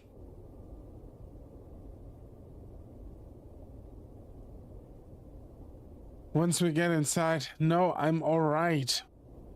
No, you're not alright. This is serious. He starts limping me towards the front of the house. I should have been keeping an eye on you. DJ's voice cracks and I stop him. Hey, look at me. I am okay. I look him in the eyes and see tears threatening to spill over. I'm just really hungry and I stood up too fast and then I got dizzy. DJ looks back at me, studying my face. Just don't call an ambulance for me. Not yet, at least. Of course, I laugh. Definitely can't afford that right now. DJ is quiet for a moment and then starts pulling me to the front again. They're getting you inside at least. I should have never had you work under the seat. I'm just tired. We should go to the motel instead. Inside now, just in case. Janice is happy to let us sit on the couch for a while drinking lemonade. Yeah, you two fucks haven't been drinking anything. DJ doesn't tell her what happened, but he glances at me every now and then, as if worried I'm gonna faceplant off the couch. I feel a little bit dizzy, but otherwise fine. I keep thinking back to the tarantula, but TJ hasn't said anything about it, so I decided not to bring it up yet. Meanwhile, TJ is making awkward conversation with Janice. I lean my head back, hungry and tired. Mainly it's the wood chopping, that'll be the hard part. My back isn't nearly as good as it once was. Oh yeah, I imagine.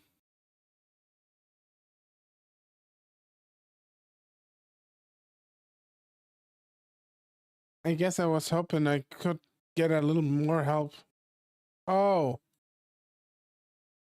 If you don't mind, of course. I lift my head from the couch and to look at TJ. I got tomorrow off as well. And I'll be free to show you what needs to be done if you're willing. Look, lady, how about no?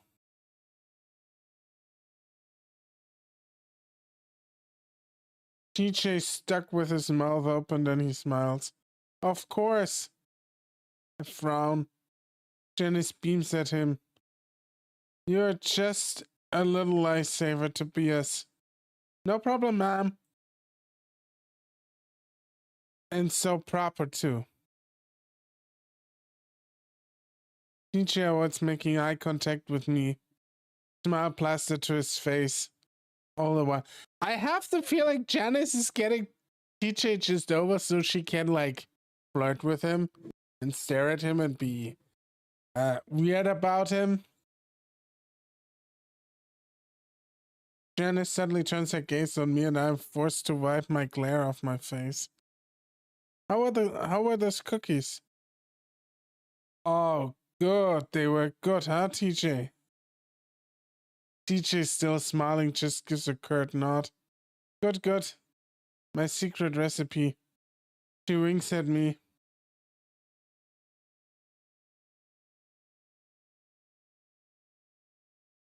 She winks at you, huh? She winks at me and I feel a little uncomfortable because the smile doesn't touch because the smile doesn't touch her eyes. It's a short walk to the diner and I berate TJ the entire way. I'm sorry. She just sort of pushed it on me. No, she didn't. You just have to learn how to say no. You can't always say no exactly. Learn to say no. Something I had to learn too. I've always would help people. Always. Crazy shit. Don't do it. Like sometimes you just gotta look out for yourself. And if someone asks you for a favor, you have to say, look, I helped you today. I'm not gonna help you tomorrow. Because that's just how it is.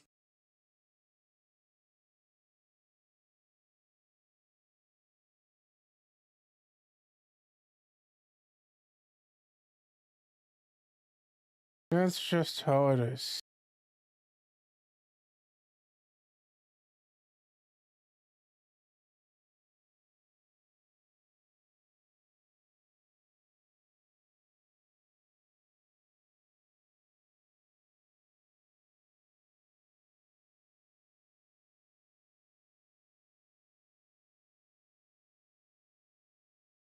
I can't just say no. Oh, yes, you can, and you need to learn how to. Or at least you had. Or at least that you had other plans. DJ stays quiet as I push open the door to the diner. I was kinda looking forward to hanging out again. DJ keeps quiet as we sit down, so I give up and just lean my head back against, eyes closed. Quiet for a few minutes, DJ finally speaks up. How are you feeling? I rub my eyes gently. My headache, now replacing the dizziness that I felt earlier. I'm tired, my head hurts. You really shouldn't have done that. I'm so. Stop apologizing, please. It's fine, it wasn't the heat. DJ frowns and sits back, looking out the window at the sunset. Sorry, I'm not mad. I just wanna see you beat yourself over it, you know? I just don't wanna see you so. I don't tell him that is constant. Spreading and apologizing is grating on my headache. Well, make sure you try to eat. Might need energy. Here's helping. At that moment, a young stag that I vaguely recognize comes up to our table. It's weird seeing someone so young and fresh in Janice's position. Once he gets to our table, though, his eyes light up. Oh, are we meeting a new side character?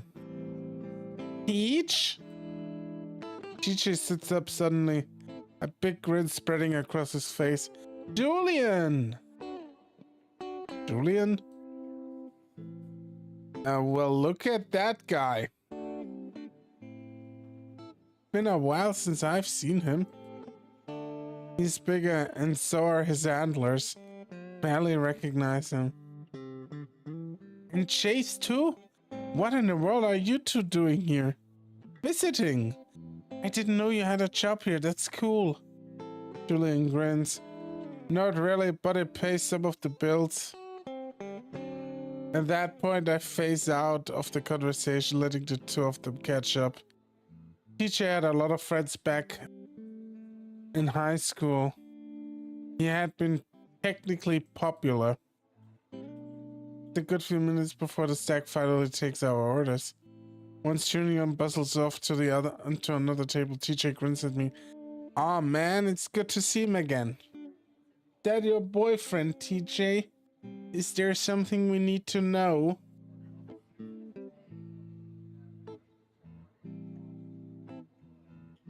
Yeah, that's cool.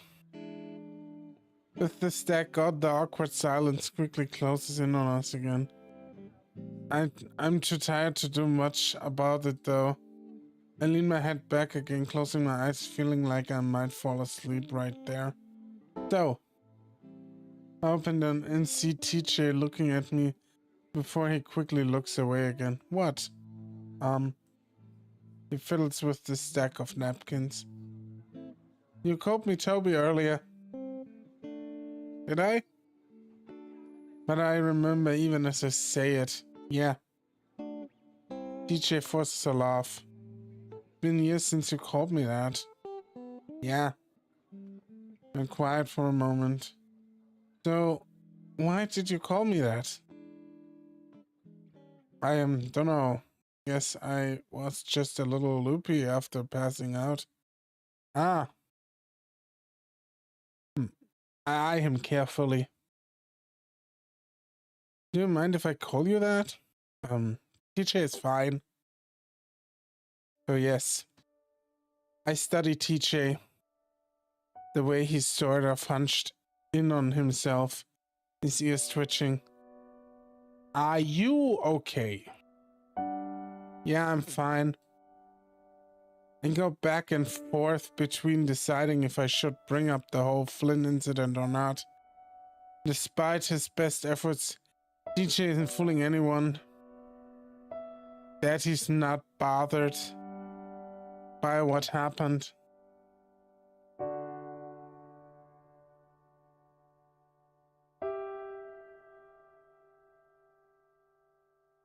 Of course he would be.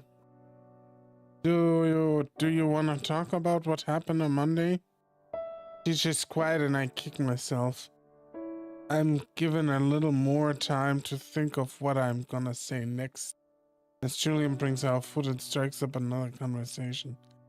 DJ again is able to easily slip a smile and chat away with the stack. The smell of burger has my mouth watering and it's incredible when I take a bite. There is the burger. Who's the meat made out of? It's striking how easy it is for TJ just to put on a smile and act cheerful.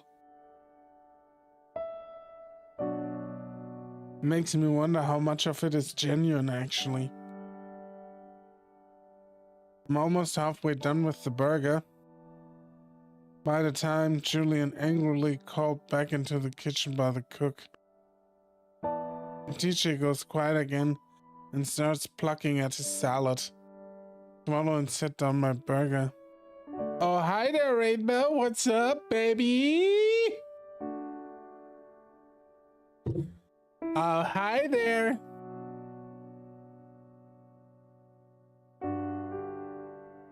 I was thinking about this before we got here. About what? How's the game? Fantastic. But we are balls deep into it. Like, this is part 17 of this playthrough.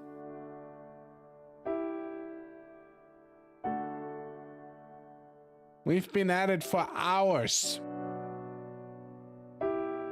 And I fucking love it. We are doing... I don't know, have you read this before? I know Zovian has. I don't know if you finished it.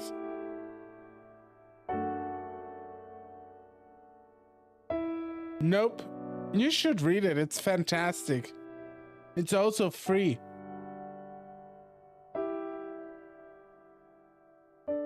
Yeah, maybe we could use the time we have here to remember what happened to... DJ finally looks at me, and the sadness I see in his eyes make my heart plummet. Find closure? DJ's quiet, staring at his salad. I don't know, man. I just know how bad it is for you, still. And I just want to figure out how we can... I search for the right words. Be at peace with it. DJ's still quiet. I don't know, man.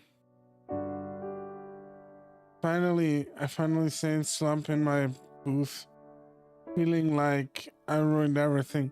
Because you did, Chase. You ruined it all. Christmas is cancelled. Easter is gonna burn down. You fucked it up. How would we do that? Tone is shaky but genuinely curious. I don't know, talk about it. Talk about it with the others, not Flint, just the others. DJ looks out of the window again. Maybe even go to the lake, talk about it there, I don't know. Must choke on the word lake. Still worried about saying it in front of TJ. Maybe? Maybe? TJ sighs and finally looks at me with a small smile. Maybe, but right now I want to hang out with you and have a good time, okay? Okay. So stop being so angry. It's making me sad. Uvu! Ara. Ara, ara. Sorry, I was just looking forward to. Stop apologizing. He says it with a smirk, then almost immediately frowns. I mean, sorry that was rude. I laugh at him and he smiles back. Take another bite and look out the window. Feel a lot better now. I'm pretty sure I only passed out because I didn't have any food in me. By the way, did you ever see the tarantula again after the first time we saw it? DJ shudders. Ah, no, thank goodness. I look out the window at the brilliant sunset. Ah, that's good.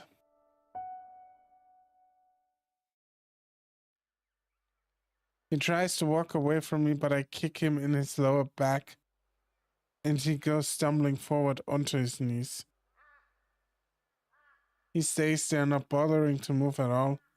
I glare at the back of his head, breathing hard. How does it feel when it's happening to you? My voice shakes as I yell at him. I'm not used to doing something like this. It felt so gross. But at the same time, I feel like I'm finally teaching him a lesson. He's had it coming for so long. Why are you so mean to him? He doesn't answer, instead slowly getting up to his feet, wiping his face with the back of his hand. I told him to come out here to make one of his treasure hunts, just so I could confront him like this. It's not going how I thought it would go, though. He's just standing there not saying anything. Finally starts walking. To walk again. Shoulders slumped, ears and tail down. I feel another burst of anger following him.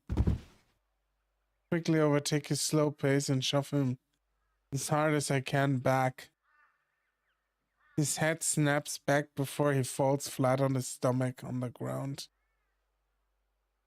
He stays there for a long time while I stare at him. I can't remember what happened after that.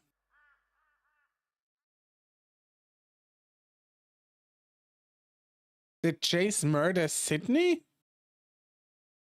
Did he kill him?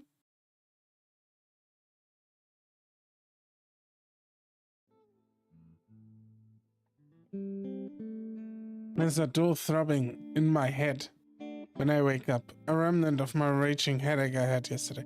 Thursday, by the way. I take some Tylenol when TJ goes into the bathroom so he doesn't see. Don't want him to worry. Well, he's taking one of those insanely long showers. I go down to the lobby to get some breakfast. And I come back into the room balancing 2 plates full of bagels, bacon and eggs. I'm surprised to see TJ is already done. He's busy brushing his fur in the mirror, trying to tame the comically fluffed up look he has going on. I can't believe I forgot my shampoo. Look at how ridiculous I look. He holds his arms out to me and Jenna. Jenna grunts, not really paying attention, and she taps away furiously on her laptop. I think it's kinda cute. DJ smiles.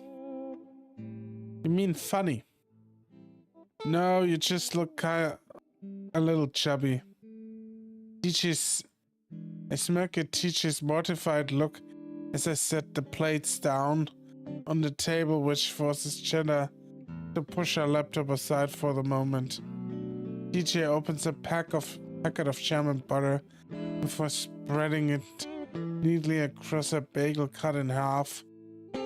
I watch some of it stick to the long fur around his mouth while he nibbles at it.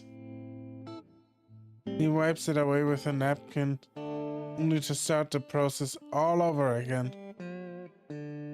It's so sad that you're going to spend all your time doing homework, Jenna. I'm taking 2 midterms the Monday we get back, so it's fairly necessary, TJ. Jenna doesn't even look up from her laptop as she responds, focused solely on whatever she's typing. I'm pretty sure she just shoved half a bagel into her mouth before she went back to work. DJ sits there quietly for a moment, taking another bite. You think you'll have time to do anything? Jenna doesn't answer for a few seconds. The only sound, the faint patter of the keyboard. Finally, she stops and looks up for the first time in probably an hour. I don't think so. I have a lot of work to do. Why don't you two go out and do something? We will. It would just be nice if you could go with us. Nord. Yeah. Come with us, do more work at Janice's house again. DJ lowers his ears. Again. DJ takes another bite out of his bagel. And it doesn't look like he's gonna say something. I sigh. Yeah, she's kinda cornered him and got him to say he'd do more work. Jenna rolls her eyes and returns her attention back to the laptop. Jenna's taking advantage of people's shocker. Jenna. DJ protests quietly. You know, she used to give me some sort of sob story at the diner to get me to tip better. DJ frowns. Well, she does have a tough life, Jenna. Despite me being annoyed at having to go back to Genesis, I find myself siding with DJ. I think you do whatever you can here to make money. Probably hard to own a house. It's just a waitress. Yeah, well, maybe don't be a waitress in a crap town. You should at least try to find something else if it's that hard. DJ is still frowning, ears down. I can tell he wants to say something more, but Jenna is intimidating. It's an intimidating figure to try and argue with. It's quiet for another minute before Jenna sighs loudly. Sorry, I'm just a little stressed out right now. I have a lot of stuff to go through to get done. It's alright. I wish we could help you too.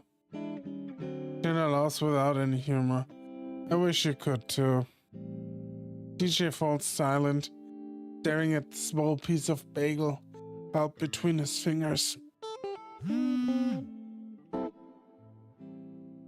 My phone buzzes in my pocket and I take it out, surprised to see a text from Carl.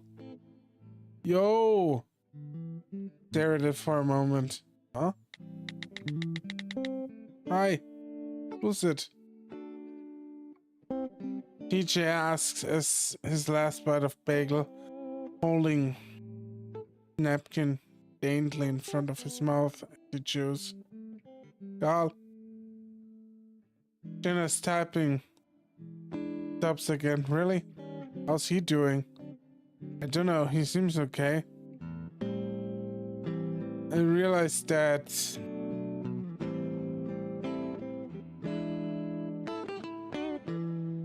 then that I hadn't really had a chance to ask Jenna or anyone else what happened with Carl yesterday. Where was he? Leo said you guys found him. Yeah. Jenna pauses, staring at the screen of her laptop. What happened? I really don't know. Flynn found him in the crawl space, apparently. Crawl space? For some reason, I get chills running up my arms. What in the world was he doing down there?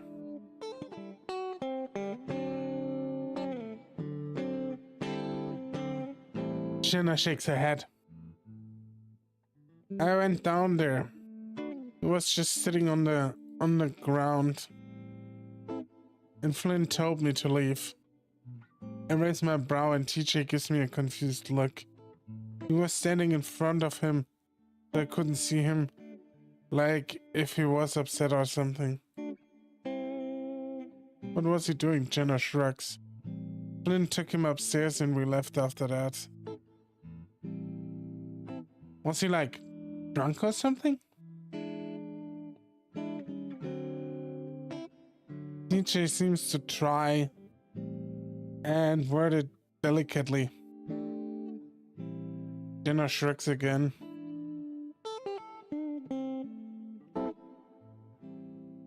Then turns back to her writing. He's always high, isn't he? I look back down at my phone. When I hang out? Is he that high right now? Takes a second to figure it out. When I do, I look back up to TJ. What time does Janice want us over? We'll go in the evening when it's not so hot. TJ looks down and lowers his ears again.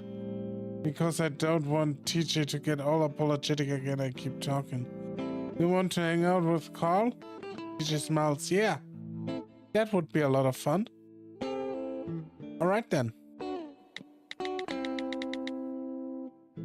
Sure, TJ is also coming with me. For some reason though, I can't shake the feeling that something is off. I would probably be on the same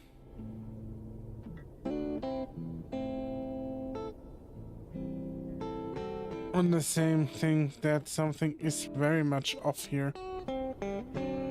Something's rotten in the state of Denmark. How does that go?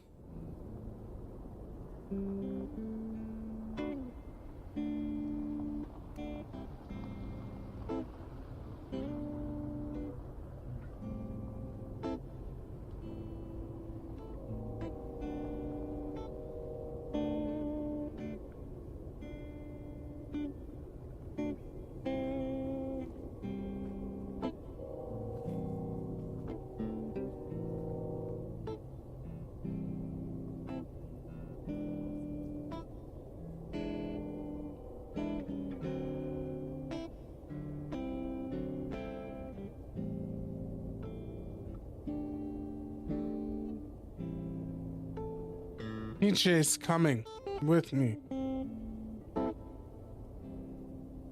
Absolutely.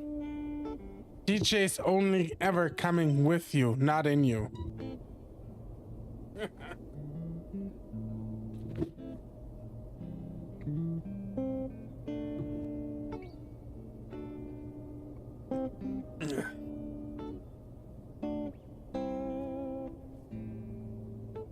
Stepping out into the parking lot, TJ immediately starts heading for the road, while I pause by the car holding my key. TJ turns around. Yeah? Are we walking? I look up the road towards the foothill of the mountains. Carl's house, an intimidating speck in the distance, barely visible through the heat haze. Oh, did you want to drive? DJ sometimes needs a slap, I feel like. On one hand, he's very worried that Chase is getting another heat stroke. On the other hand, he's just casually like, yeah, let's walk up to the house of Carl in this heat. I shield my eyes against the sun only just over the mountains, but still promising a hellscape by noon. I mean, did you want to walk? I can see TJ's demeanor deflate a little bit as he starts walking back towards me in the car. We can drive. Smiles at me, but I sigh and shove my keys back into my pocket. Nah, we can go for a walk. It'll give us more time to talk anyway. Oh, okay. DJ smiles and waits for me to catch up to him before we start up the road. Well, I'm not looking forward to trekking back to Janice's house in the heat. I'd rather DJ be in upbeat mood. They're pretty quiet on the way up. It isn't until we are passing Janice's house that I finally break the silence. Man, why did you have to say it? Chase, just fucking drop it right now. It's okay, he said yes. You are going back there to the evening, do your shit, and then just teach that you won't help him if he says yes next time. It is not that hard, really. I groan, half-teasingly shoving my shoulder into his, sending him stumbling a little ways into the road. I'm sorry. Is it so hard to say no? Well, yeah, it definitely is. I sigh. It would be fine if we weren't on vacation with friends we might never see again. DJ sulks a bit. Don't say that. Kinda true. I remember that the trip is already sort of ruined because of Flynn. Anyway, it's not that easy. Chase, especially when she's all smiling and expectant like that. You should stop letting people take advantage of you. DJ stares at the ground. Sorry.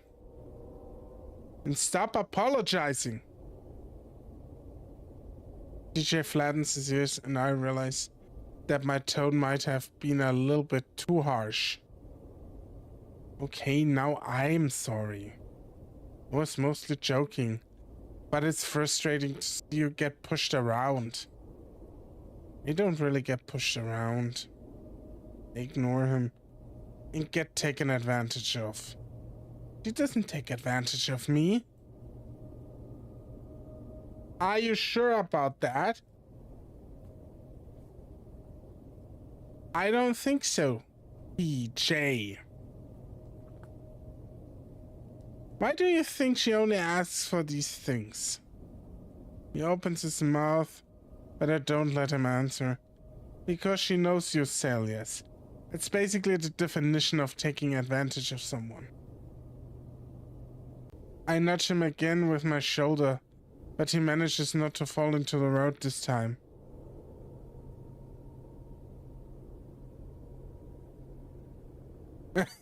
Yeah.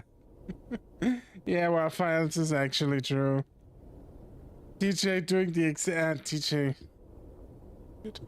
Jay's doing the exact same thing as the others. You gotta be a little more assertive. Stand up for yourself more often. DJ shoves his hands in his pocket. So, just say no to people? Not just when it comes to saying no. Stand up to people means to you too. I don't mention Flynn, but I'm pretty sure he knows what I'm getting at. I give him an encouraging smile, but he Doesn't look at me. It feels great, man. Once you do it once, you can't stop. TJ looks away out into the desert. Sounds like you just want me to be mean to people. It doesn't have anything to do with being mean, TJ. I'm a little bit in the corner of Chase here, you know? You need to do a little, you need to be a little bit more assertive and shit. That's just the thing.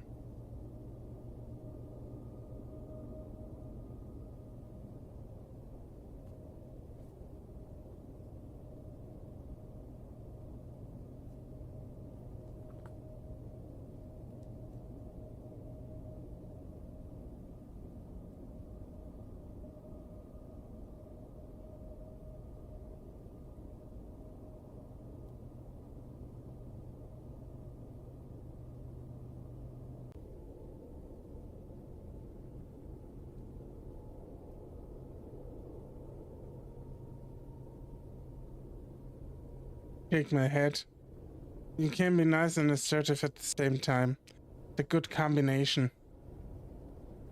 She's just quiet for a few minutes as we start the painful uphill portion of the track towards Carl's mansion.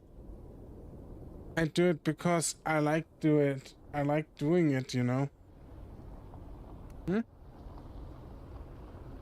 I'm starting to pant a little, my short, stubby legs already burning.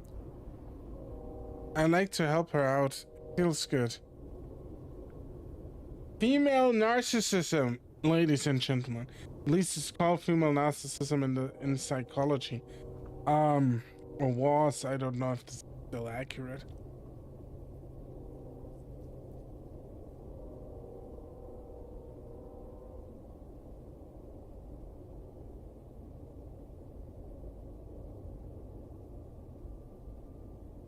Man, I could kill for a cup of coffee right now.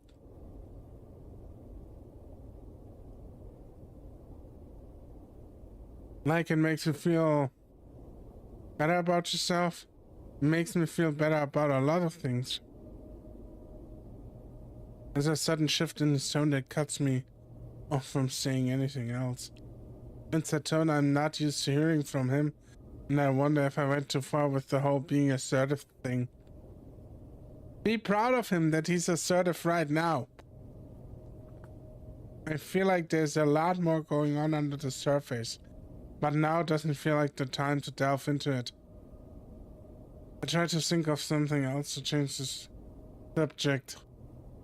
Anyway, maybe the apologizing thing is just part of your heritage? TJ loves dispelling the tension easily. Maybe. Well, if you do go back, at least you'll fit in with all the nice people. It's just a stereotype and not all that true. There are mean people in the Wasatchua.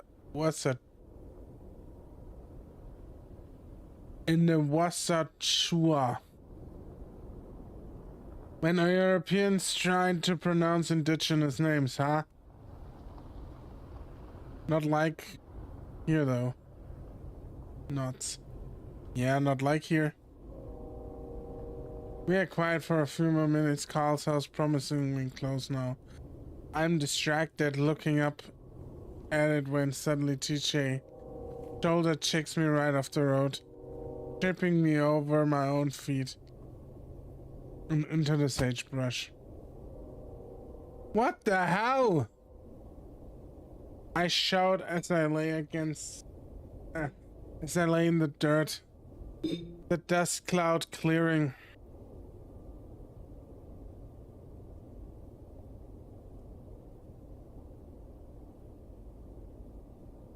To reveal a mortified TJ still standing on the side of the road.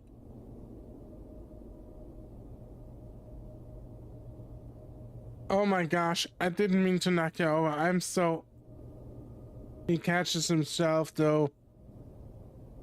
The horrified look is still on his face.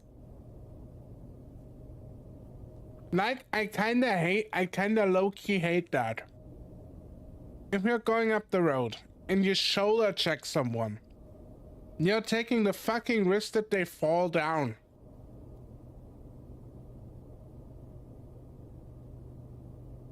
Why are you doing that?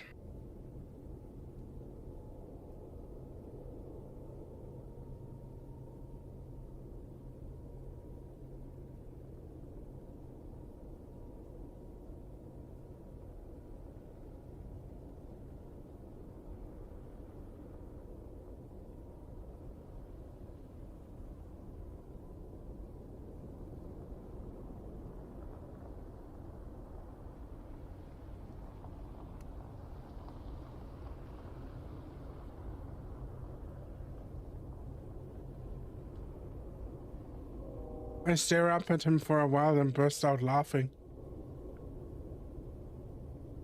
I see his tail and ears relax. Guessing there's a spider, so I've been expecting you. He smiled, seemingly relieved. You're learning. He rubs his shoulders sheepishly. I guess so. We stand a good couple of minutes on Carl's doorstep, ringing the doorbell over and over. I can hear the heavy beat of some hip-hop song through the door and ground. I swear the windows look like they're about to burst out with how much they're shaking. Finally, I sent him a text, and that's when the music finally stops and the door swings open. As it does, TJ and I are blasted with a wave of pot. With just a touch of booze lingering underneath. Carl grins at us, his bloodshot eyes and firm must-up. The fuck took you guys so long to get here? TJ frowns, rubbing his nose inconspicuously. I don't think I ever seen Carl this far gone. I stare at him as he stares back at us, his grin never wavering. I finally break the silence. Are you okay? Carl gets a very serious look on his face. Gravely, he reaches out to put both his paws on my shoulders. I have. He smirked and sets his face sternly again. Never felt better.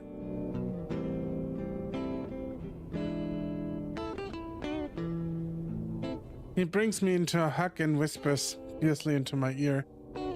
I'm so glad you're here. He suddenly shoves me back and rolls on TJ, who cringes. Carl goes after him, ripping him off his feet like the lynx is a brand new bride. Carl! Get inside before you get a heat stroke, fluff cheeks. I stand there on the doorstep as Carl takes the cat inside. TJ throwing me a wide-eyed look over the ram's broad shoulders. I step back, wondering if this was such a good idea before stepping in. Carl is gonna put you into his basement now. Chaining you. And hurting you.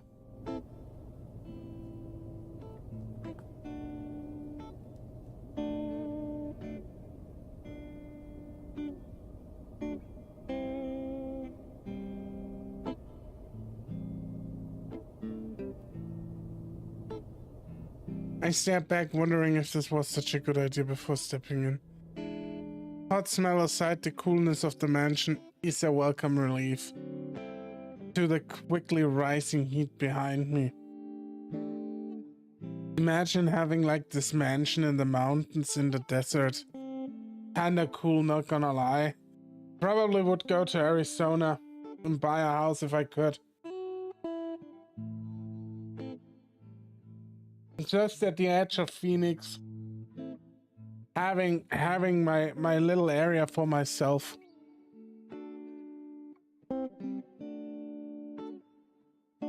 I'm just in time to see Carl toss TJ a 2-cushion couch before flopping onto a bigger one across from it.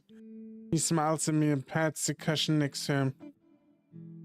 I sit down on the last cushion, leaving a space between the two of us. I'm a little worried about how handsy he's being right now. Carl shrugs and kicks up his feet on the cushion between us, tapping me with his hoofs. We sit there for an agonizingly awkward 10 seconds before TJ clears his throat. So Carl, how have you been? Carl rolls his head on his shoulder to snap his gaze into the direction of TJ, who gulps. TJ! I've been peachy! Yeah, get me? TJ's ears twitch. Yes? Super supery! Carl giggles quietly to himself. I stare at the ceiling for a while, continuing to tap me with his hooves. I look down and see that they are leaving hoof-shaped prints of white dust on my pants. Man, I'm glad you guys are here. I thought I was gonna go crazy. How come? Carl interlocks his fingers behind his head. This house, man. You go crazy in it when no one's around. Flynn spent the night, but then he had to go to work. Ah. TJ seems to have run out of things to say.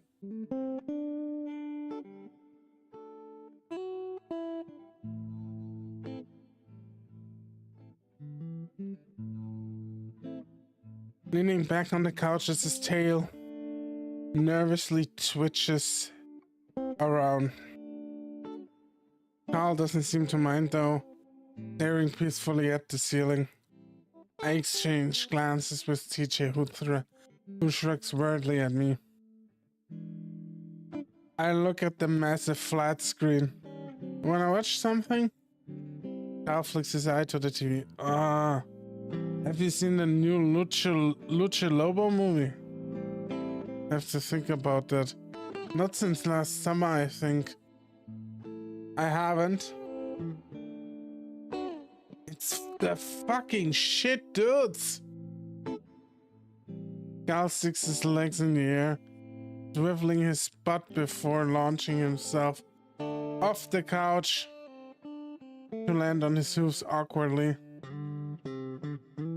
He stumbles, falling into TJ's couch.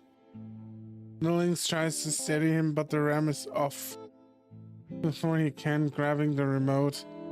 Suddenly he spins around and tosses his phone at me, and I have to lunge to catch it. Chase! Police! Order some goddamn pizza, I'm starving! What? Stare at his phone. He sighs loudly at me. The Giannis app, duh! It takes me a second to find it in the sea of random game apps. Oh, so, what do you guys want? I'll shove anything from Giannis into my fat face. You stare at him. So, order anything. Okay. Just order him a speciale. I end up letting TJ pick the topping since he's got a special dietary where he can't eat gluten. And he can't eat the entire fucking pizza! I mean, you can't get gluten-free, but yeah. Once I ordered the extra large pizza, Carl's already started up the movie. I didn't know anyone delivered out here. Carl sits down with a beer in his hand, and I wonder if I should tell him not to drink anymore. Honestly, I don't know if the way he's acting is more due to the pot or the drink. He grins. That's what's so great about Gianos. They'll deliver anywhere if you pay. He takes a swig and belches. Prices of delivery is the same as the fucking pizza, though. He stares at me before pointing at his beer. Want one? He glances at TJ, who's staring hard at the screen. Maybe I'll have one with the pizza. Me and Teach have some yard work to do for Janice. Carl wrinkles his nose. Lame.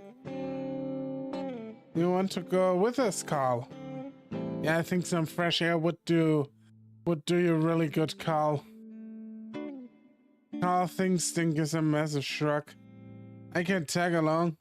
Might not be able to do any real work, though. He pats his stomach. He's pregnant! He got impregnated by Flynn last night. I swear to God I'll hurl. That's fine. DJ smiles, but Carl seems to be watching the movie now, which is already a few minutes into the intro. The pizza doesn't arrive for another hour, and when it finally does, the slices are almost room temperature. Still, with the pizza and beer in the movie, I start off kind to enjoy myself. I wouldn't be surprised. By the end of it, Carl seems to have sobered up a little bit.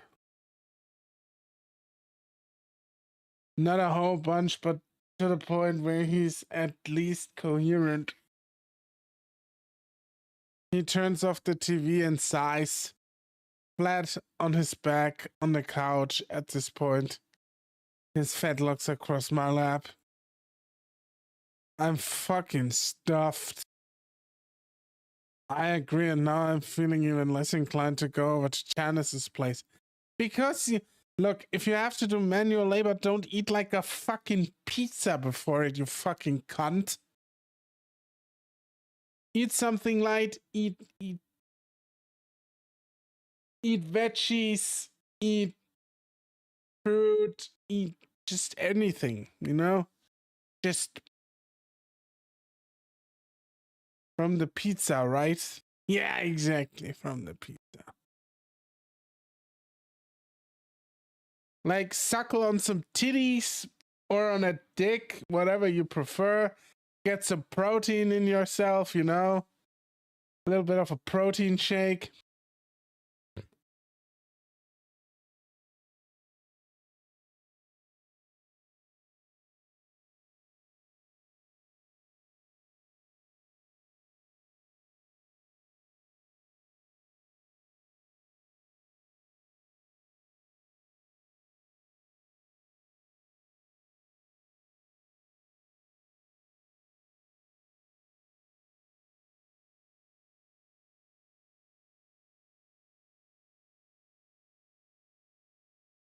DJ pulls out his phone. Now he's staring at it with his ears lowered. I'm about to ask what's wrong, but that's when Carl nudges me with his legs. Hey, you guys want to play a game? I look at him cautiously. What kind of game? Carl looks around and finds a row of 3 bottles on the ground next to the couch, 2 of them empty, 1 half empty. Never have I ever. DJ gives a nervous laugh. But Carl, I don't drink. Give it a try. I frown, giving Carl a look. Or we could just do 10 fingers. I don't have to drink for that one. Carl pouts. Wow, you're boring as hell today, Chase. Alright, we'll do both. You guys can do the 10-finger bullshit. He struggles to set up burping again while he does. Carl is my spirit animal. I do the same. I just burp all over the place when I drank beer. He leans over, groans, and picks up his beer. Okay, I'll go first. I hold up 10 fingers and TJ does the same, somewhat reluctantly. Never have I ever. Carl seems to think hard, then grins. Had sex.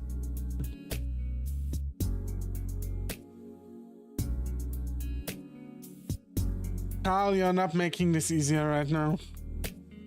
Acting like a fucking idiot. That's a sign of a major health problem. Just kidding. I mean, it kinda is. I heard that you have lots of sex, you'll live longer. It's just a fact. DJ's ears flatten and I glare at Carl. Really? We're going there already? Carl shrugs.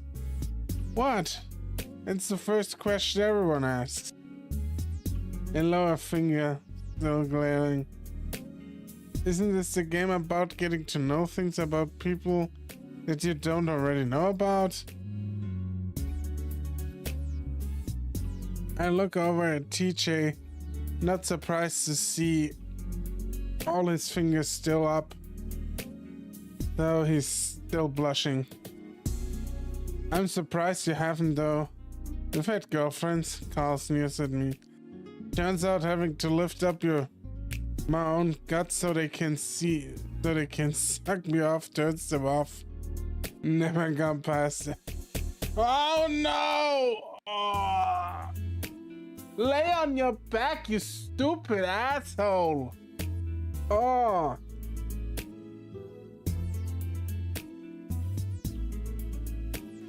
So they still sucked you off.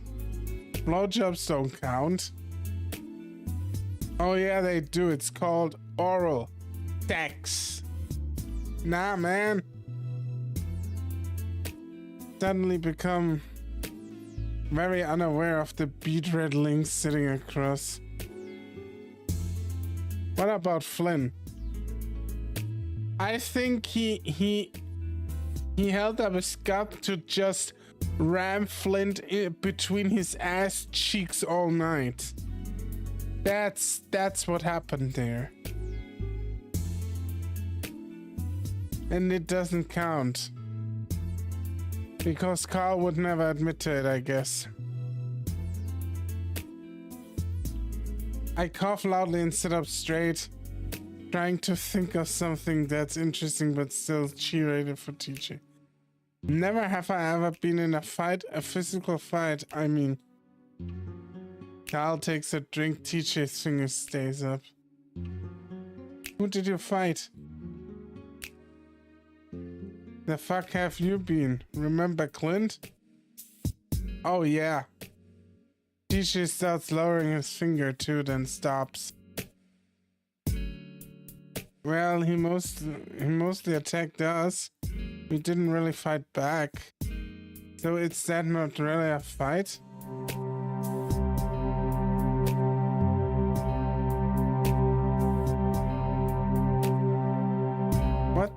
What is... Wait. What are we doing here? Grab him by the neck, throw him to the ground, kick him if he tries to get back up. Are we doing this to Sydney again? I don't want to hurt Sydney.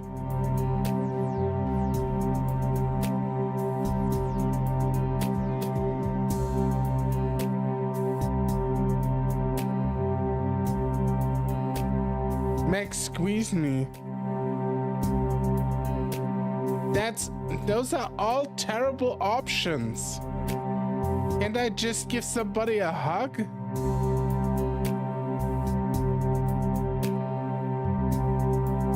I'm gonna kick him if he tries to get back up. There's at least a chance I don't have to kick him. Carl shrugs. Me and Flynn have gotten into it before. Well, you already took a drink, so... Look over at TJ. Your turn.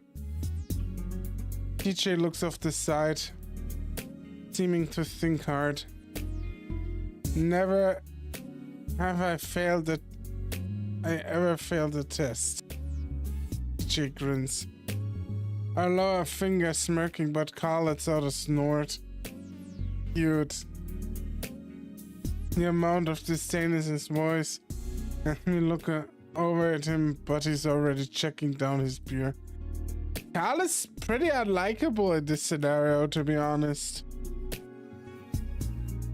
His burp seems to shake the couch. Alright, never ever have I kissed a dude. How? What? I've actually never never actually seen you kiss Leo, so oh wait, maybe I have, meh. He shrugs again. I lower a finger, rolling my eyes. DJ of course doesn't. As I'm trying to think of some of my own question, I suddenly feel something warm press against the side of my face. I blanch away out of instinct and turn to find Carl with his eyes closed and his lips puckered. Carl! DJ sits on the couch, his face a portrait of comically cartoonish shock. Alright, now I have. Carl takes a big gulp of his beer. I'm not sure how to react, but TJ's react is enough to make this whole thing seem funny instead of like sexual harassment. always remember, kids, if you want to sexually harass someone, just have your Lynx buddy with you.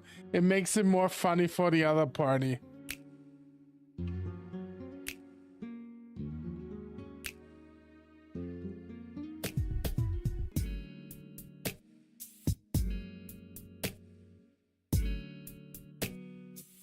I mean, you can do it after the question's been asked, right?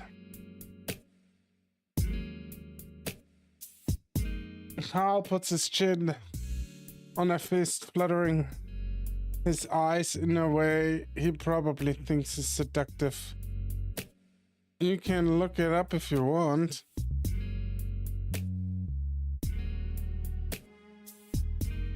I shake my head, wiping the side of my face as I try to think. Never ever have I flown in an airplane.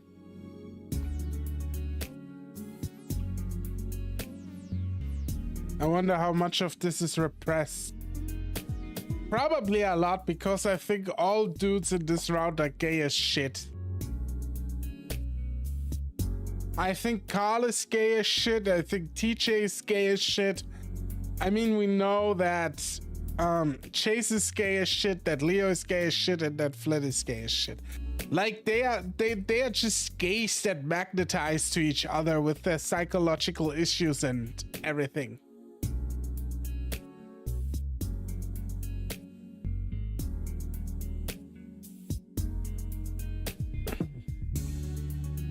It's gay magnetism. Really, that's crazy. I shrug. Hardly ever been out of the state in my life. It's tragic. Kind of is. And so it goes. The game continues for another 20 minutes. Most of the questions innocent enough. Still, I notice that every time TJ takes a turn, Carl gets more and more agitated. Never have I ever done drugs. Never have I ever been late to class. Never have I ever gotten less than an A- in class. Why is everyone going after TJ?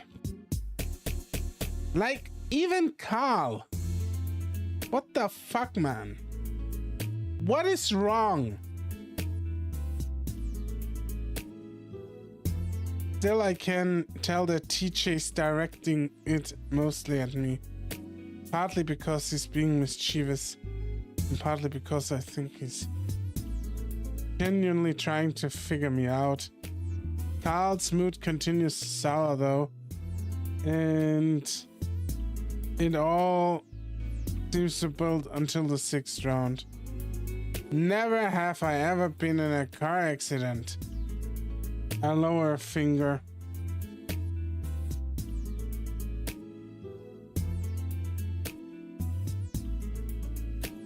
You've crashed before?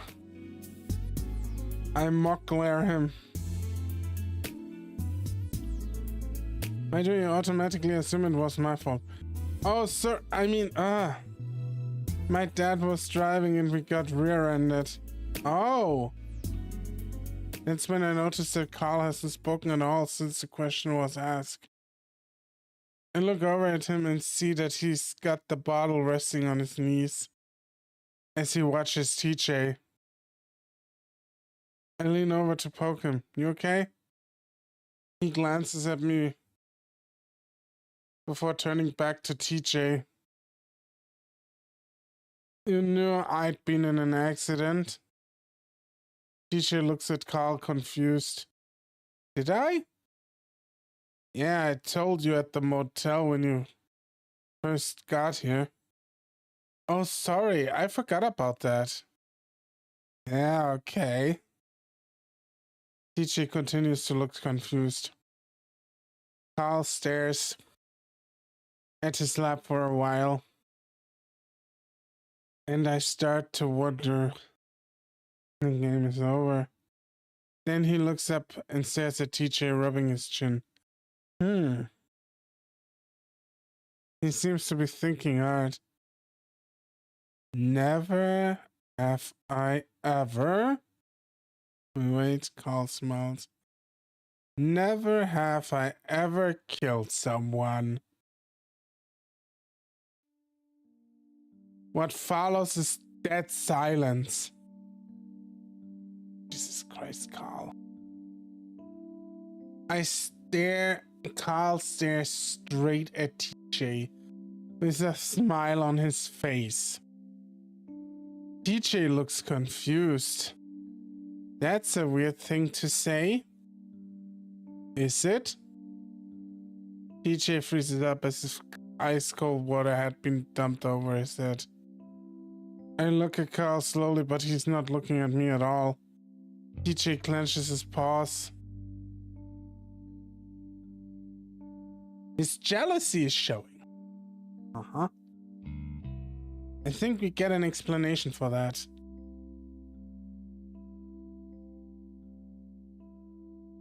His face expressionless, almost as we both realize what Carl's getting at. We sit in that silence for what feels like almost a minute. Carl finally breaks the frozen portrait that we are all in, leaning back into the back of the couch. You know, my life has been going downhill since that happened. TJ and I don't say anything, both of us watching Carl. School grades, drugs, whatever. I don't know, seems like it all started after whatever it was that happened. Carl looks pointedly at TJ again. Holy shit, Carl, what is wrong with you? Carl. My voice comes out, shocked and bewildered. It seems to get through to him a little bit. Longing is flicking down briefly. TJ continues to stare at him. And I'm reminded how he looked when Flynn was having a go at him.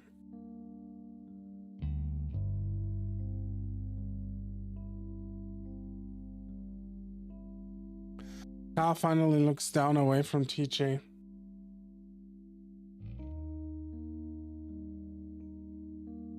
So I was in a crawl space the other day and I found an old letter from Sydney.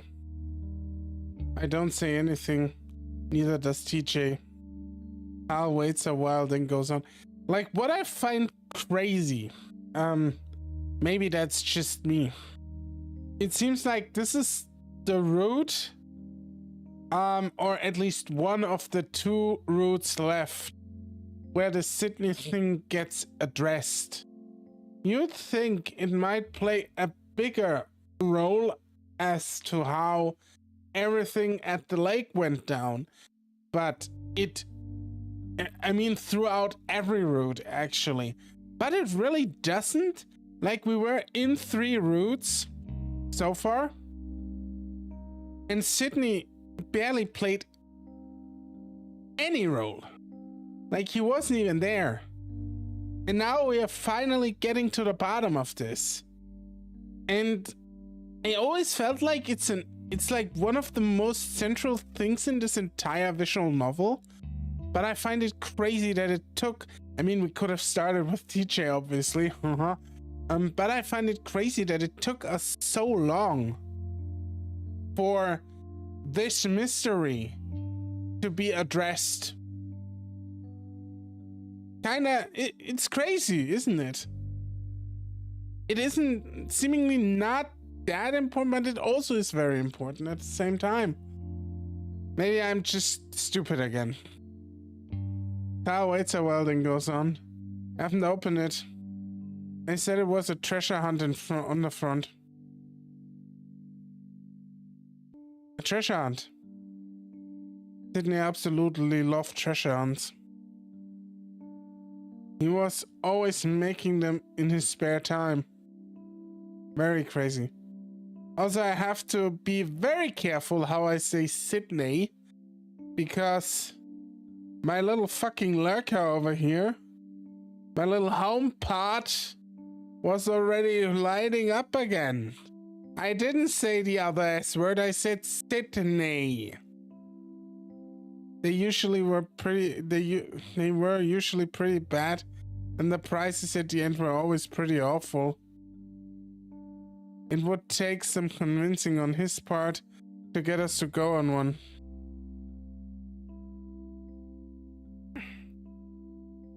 I don't know why I have it, but it's made me. I'll stop stalking and closing his eyes, pressing himself deeper into the soft cushions of the couch.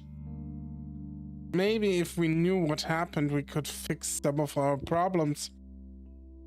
TJ stands up. And Carl's eyes snap open when he does. I watch him too, having no idea what he's about to do. Because of the look on his face, I wonder if he's anything about to actually do something violent. Attack Carl or something. His expression is dark, not like I've ever seen him. Wait, I missed the sentence. I'm not good at reading today. His expression is dark, not like I've ever seen him. Even when Flynn was yelling at him. Instead, though, he just stands there for a few moments staring at Carl. Carl looks away again, his ears lowered. Self-improvement starts with realizing what the actual problem is, Carl. That didn't sound like TJ at all. Not even the voice. Carl seems shocked as well. He finally looks up at the links. Stop blaming others and start blaming yourself. TJ's standing up for himself. His one voice is calm and smooth, but ice cold. TJ jumps on his heel and starts towards the door, his fur fluffed out. I finally snap out of it, stand up, and as TJ opens the door, I take one last look at Carl as he's slumped on the couch, his head down. I'll call you later, Carl, okay? Carl doesn't say anything. He better not. So with that, I hurry out the door that TJ left open. I catch up to the Lynx about 100 yards down the road, trying to match his brisk pace. It's late afternoon at this point, and the heat hits me like a ton of bricks. Sweat already threatens to drip off my chin as I approach TJ. He slows down when he hears me panting, letting me catch up. We walk in silence for a good few minutes, and I almost jump when TJ finally speaks up. Can you believe he did that? I take a few deep breaths, gathering the time I need to form a response. I think he was just really high and drunk. TJ shakes his head. He knew what he was saying. Sure, but his inhibitors are down. TJ isn't as upset as I thought he would be. At least not in the way I thought he would be. I mean, does he have to cry all the time? I think it's good that TJ... I mean, TJ... He probably murdered Sydney. I don't know. Maybe we find out it was someone else and everyone just thinks it's him. I still think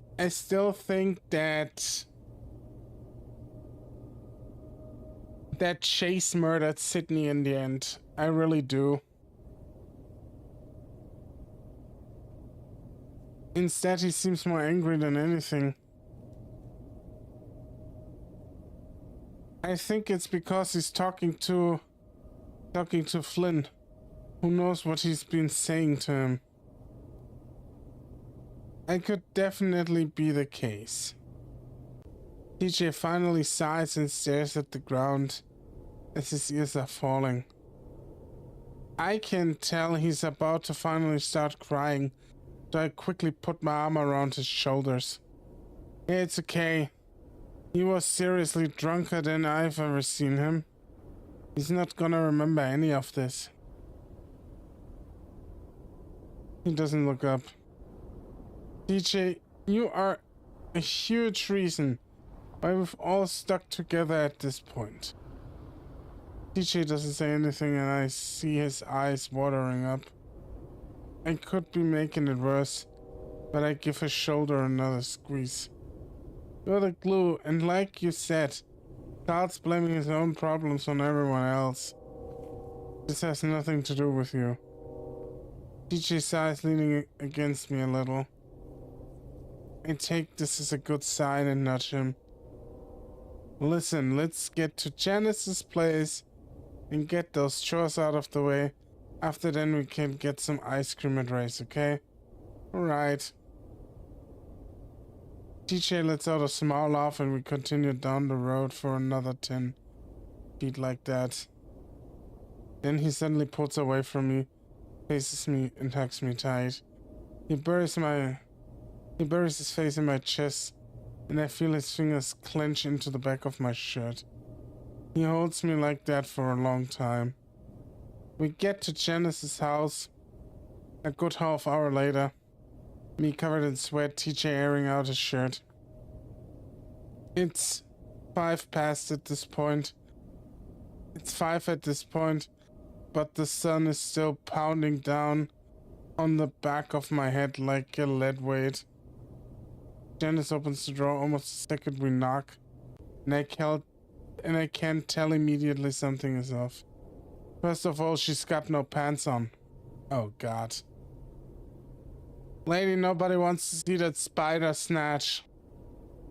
I catch a glimpse of her large white panties before I snap my eyes back up, staring hard at the coyote's face. I can't see TJ, but the funny way he's breathing is pretty sure he notices as well. Janice spreads out her hands, grinning. Well, I'll be. You made it. We gawk at her for another few seconds before TJ finally squeaks out. Yeah, of course, Janice suddenly steps forward toward the lynx and cups his hand in her face. Janice. TJ should be in the age of consent, but if you don't stop, I will still call the police. Okay? You're not touching him in your underwear. I keep my eyes up, trying to focus on her face. She squishes TJ's face to the point where his lips burst out a little bit. You, TJ, are a lifesaver, you know that. She says sincerely, and I can see TJ trying to pull back. Unfortunately, it also looks like the coyote has a good grip on his face because everything but his head moves back.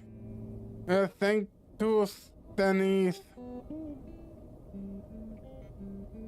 TJ tries to speak, from his squashed face. The panty monster is on the loose again. Janice. What did you want to do us today? I break in hoping to move her attention away from ripping TJ's face off. She seems to be really enjoying the tufts of fur there. Oh, Chase, you're here too? Yeah, I was gonna work on it together. Alright. How about I head out here and there and show you two?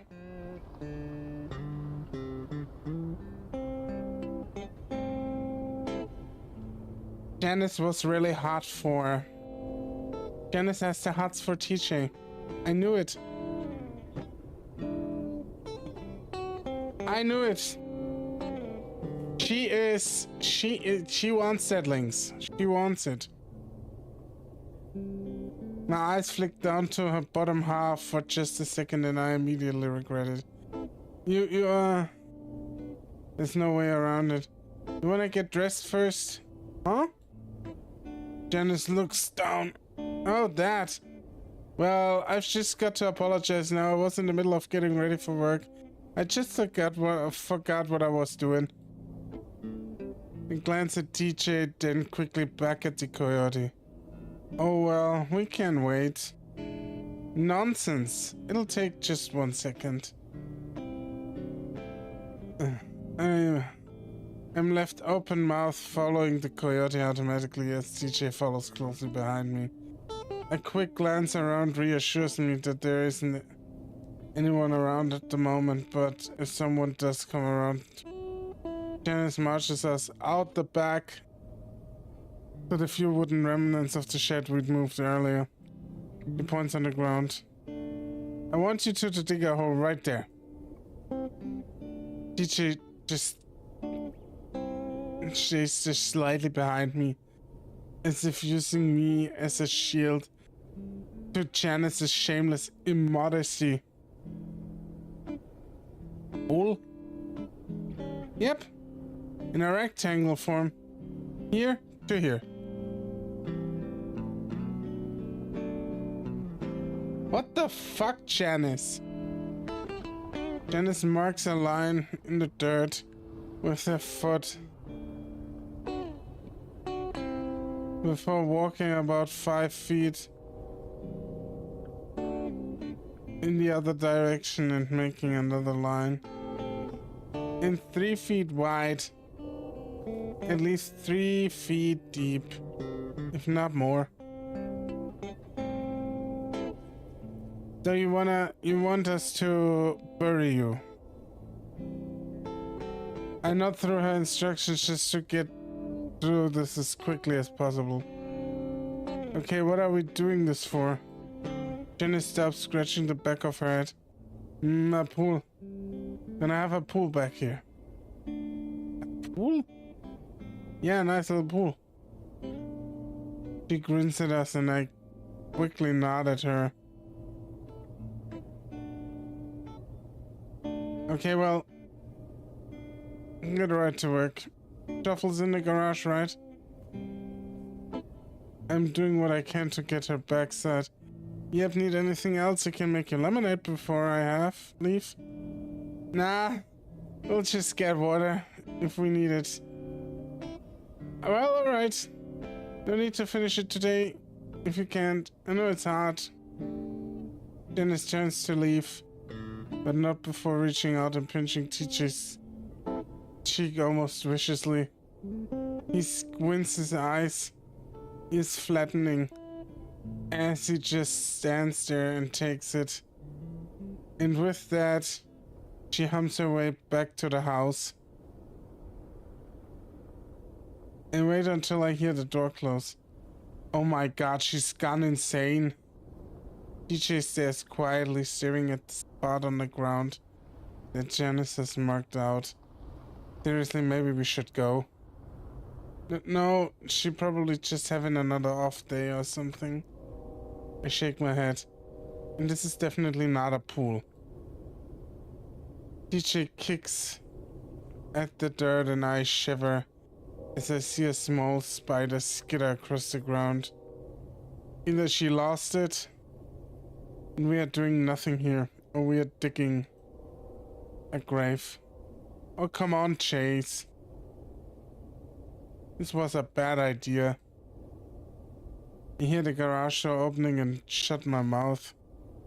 Car engine starts up, and then I see an old rusty white sedan pull out of the driveway.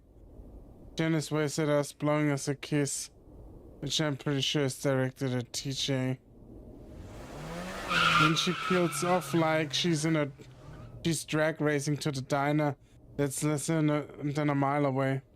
I mean, what is she supposed to do? Walk down there in her panties? I'm pretty sure she's still in her panties, right?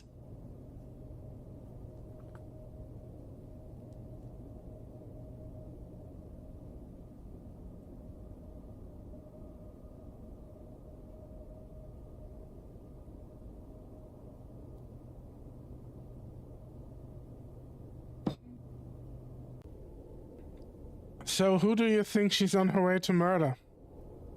The cook. The fucking cook of the diner. We know that from Leo's route. She killed the diner cook in that route. I remember that. When you run through the kitchen away from everything.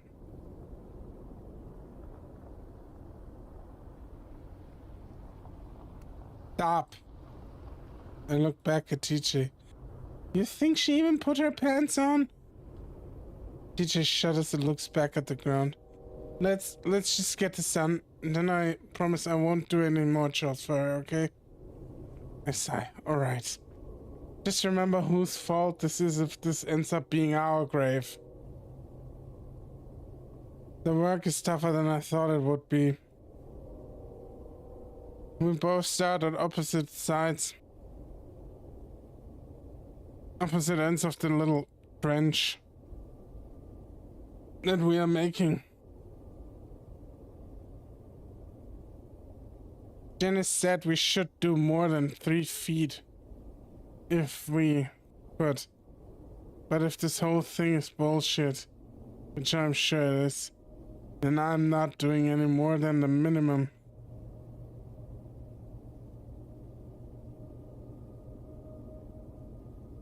At least I'm glad to see TJ returning to his cheerful, bubbly self.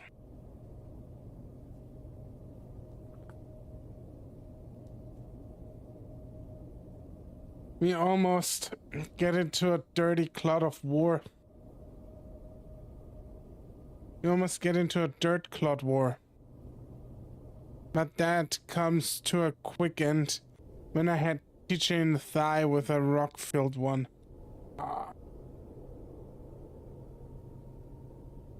About 2 hours later, the sun is comfortably low and we are a little over halfway done. It's at this point that we knew we fucked up. I get a text message from Carl and take a quiet glance on my phone, seeing a one-word apology of sorry. I look at it for a while until TJ finally peers up. Everything okay?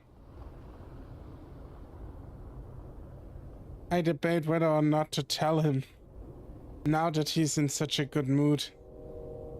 It's hard to tell exactly what will make TJ feel better or worse, I've come to realize. Still, I think he can tell who it's probably from already, judging by how slanted back his ears are. From Carl just says sorry.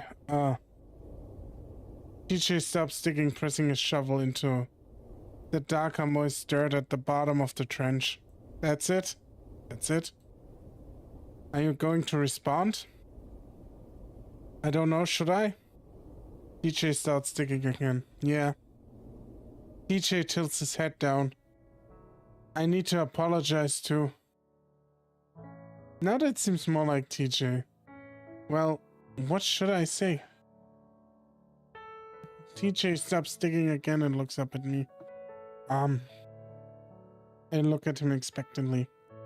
Okay, so I'm trying to be more assertive like you said. Oh. I didn't expect him to say that. Is that why TJ looks down? I stop myself. Is that what why he'd be acted so strange at Carl's mention? Sorry, never mind. What were you saying? So I'm just going to say this. I was thinking about the treasure hunt Carl found. For a moment, I don't know what he's talking about. Oh, the thing he found in the crawl space. I was thinking. TJ leans on the shovel's handle, looking away. Thinking that we should open it together. Okay. I say, slowly realizing how delicate the topic of this is. Is there a reason why you want to open it? TJ sighs deeply, looking up at the deep red-orange sky. I always feel like things happen for a reason. And we were just talking about finding closure yesterday. Okay? I feel like this might be a way to do it. Maybe read what he had to say. Maybe go on one of his last hunts.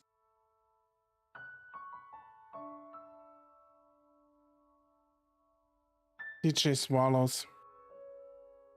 I can sort of see where he's coming from. Sydney always wrote stupid riddles and stories with this treasure hunt. It might mean something to read. Might mean something to read something he wrote so long ago. Okay. I keep coming up short with what I want to say.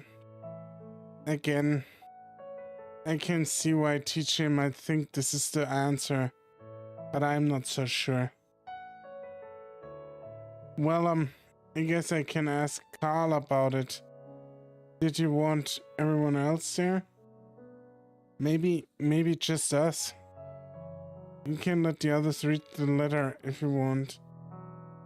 I don't think Flynn... Not quickly. Yeah, that makes sense. Wanna do that tomorrow?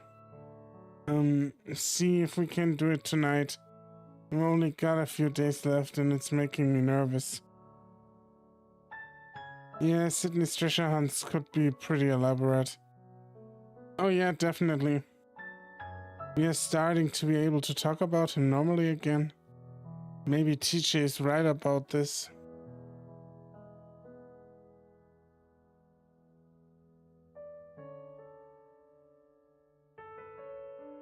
Okay, so I'll text him back and ask him if I can call him. Okay.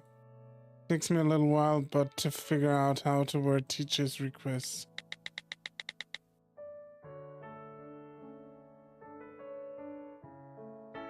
While we wait for Carl's response, TJ abruptly looks back up to me. Are you and Carl friendly with each other? What the fuck is this question? Huh? I mean, how he kissed you. What? No. I laugh. That was just Carl being drunk. Okay. TJ goes back to digging his ears, switching around. I grin. What, are you jealous? No! He says it with too fast. He says it way too fast and loud. Hey, if you wanna give me a kiss, I don't mind. TJ doesn't respond, instead focusing hard on the ground he's digging. Ah, if you're shy, I can do it instead. His eyes widen, but he still doesn't say anything. I make a kissy sound at him, and that's when he flings some dirt at me, smattering my pants with dark brown spots. Look at Chase, he shat his pants, haha. Aw, come on. I see TJ smirk as he goes right back to work. I'm thinking about putting up another dirt club, but it's when my phone buzzes again. Okay. We walk slowly up the length of Carl's driveway, our shadows covering its entire length in the light of the sunset. TJ starts to drag his feet again as we get closer to the door, and I stop to look back at him. You okay? Yeah, I'm good. You sure we don't have to do this today? We can come by tomorrow. TJ shakes his head, starting to take a swig from the water bottle.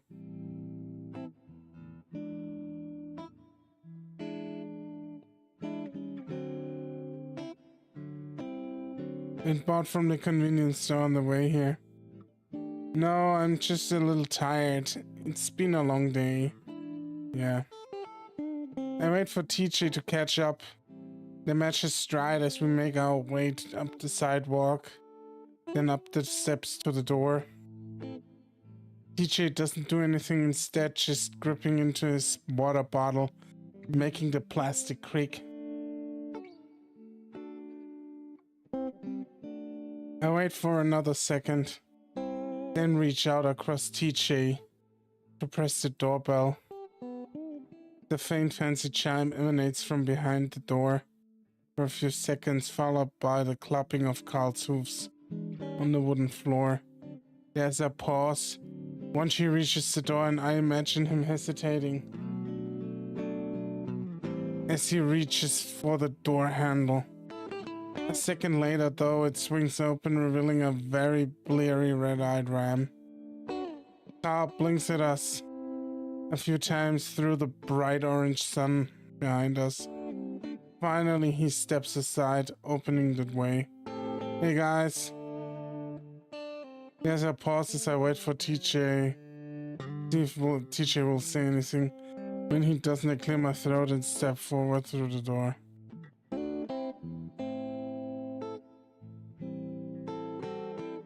Hey man, you okay? Not really. I don't say anything in return, instead spreading my arms out in the cool air of the mansion. I turn around. Oh, with the hearts! I see the hearts. Thank you. Thank you for the hearts.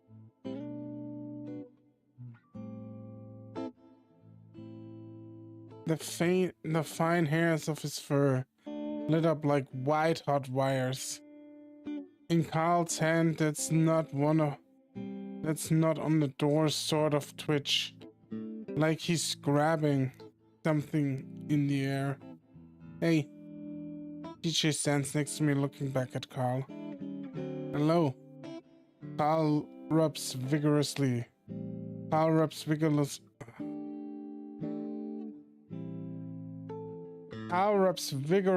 at his arm. Listen. Carl pauses. I get the idea that he's been wanting TJ to tell him that everything is okay.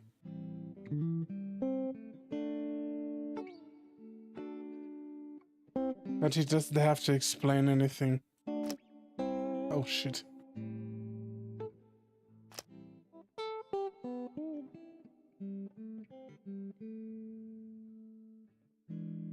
That would definitely make things easier.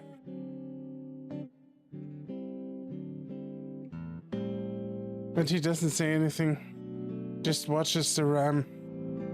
Carl rubs behind his head for a second, looking back out the door. I'm not sure why it's so hard for him to apologize to DJ. I had thought it was weird that Carl had apologized to me instead of the Lynx in the first place. Listen. Carl takes in a big shuddery breath, blowing it out loudly. I was really far messed up earlier.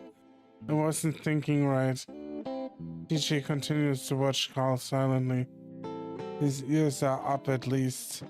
Carl stutters and stumbles over a few more syllables before he continues. And I wasn't thinking straight. He scuffs the hardwood floor loudly with a hoof.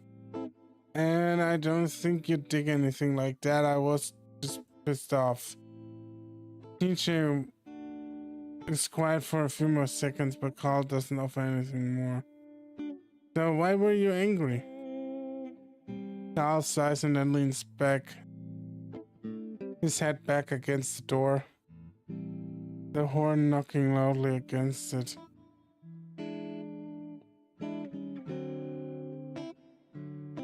You said some shit that I'm answered about, okay? It wasn't your fault. TJ folds his arms, looking down. Well, what was it? I said. Carl shakes his head. Stupid shit. I mean stupid because of me. Stuff about school, car accidents. Just brought up old stuff for me. Oh. But I don't think you ever did anything like I said. I was just being a huge dick, sorry. His voice breaks a little at the end, and he quickly looks at the floor. His ears down. DJ is again quiet. I think about changing the subject now that the apology is out of the way, but DJ speaks first. Thanks, Carl, and I'm sorry I brought stuff up like that. I remember in the future. Carl shakes his head, looking back up. Not your fault. We stand there awkwardly for a few more seconds. I guess I thought maybe Flynn had been saying stuff to you.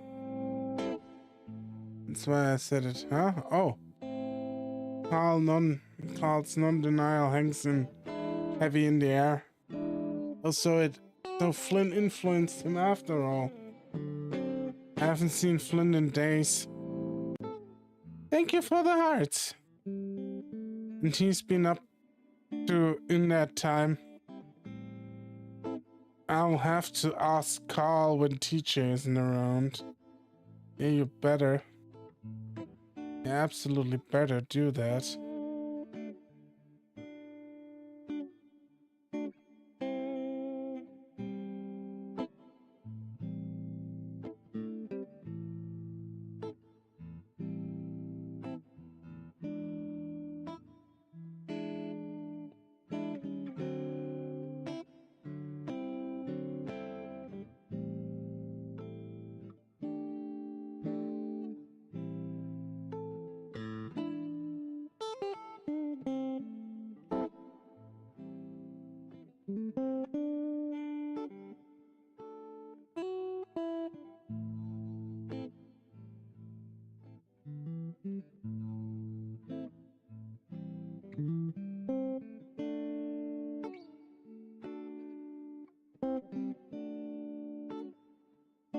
I'll have to ask Carl when TJ isn't around.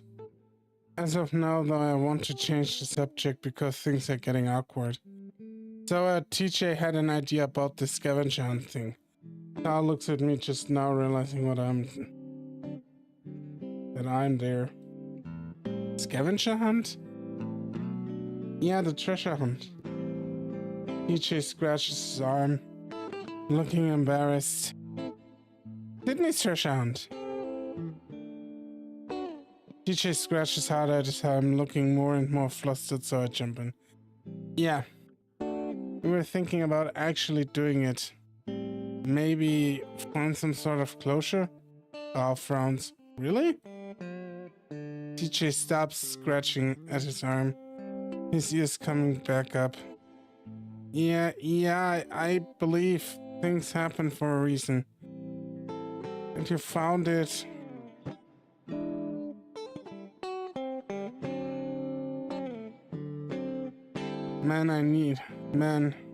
I mean, really old.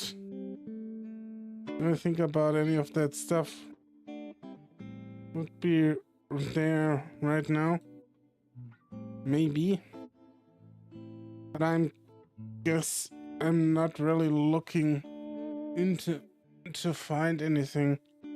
It's like a thing we can do while we remember him. I think it's a good way to find closure.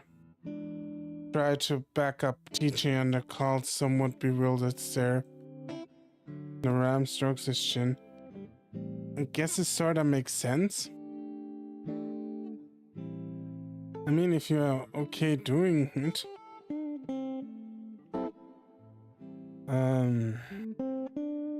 TJ squares his stance, looking up.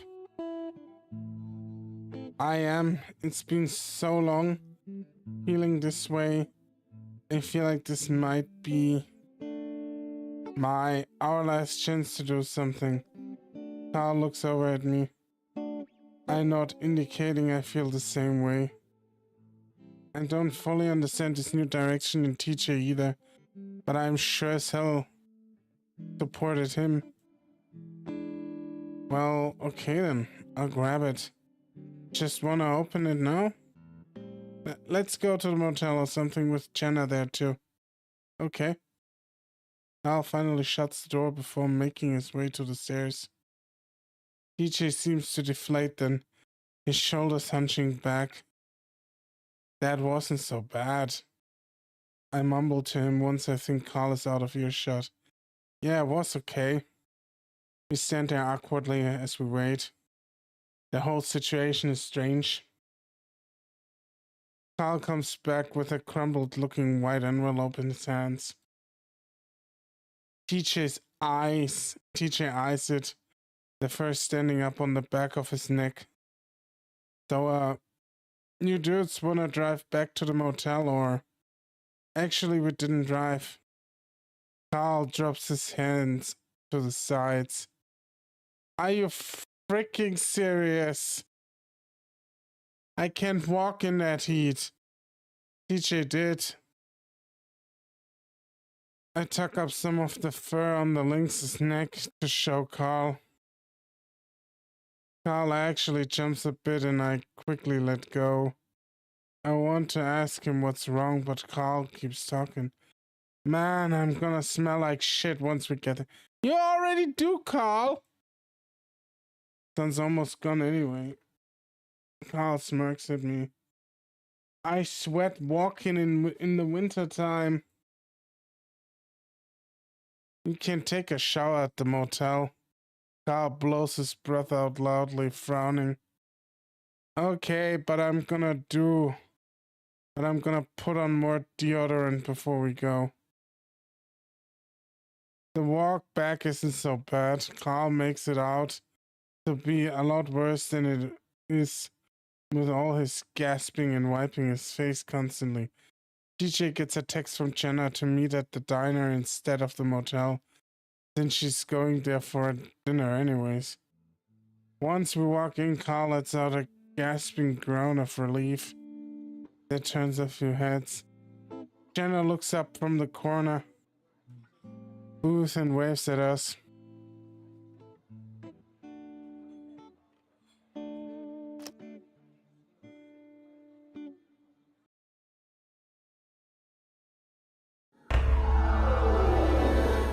And I'm gonna end it here. We'll continue this next week. I do a little bit of a shorter one today. Shorter for the Echo compared to the last two Echo streams.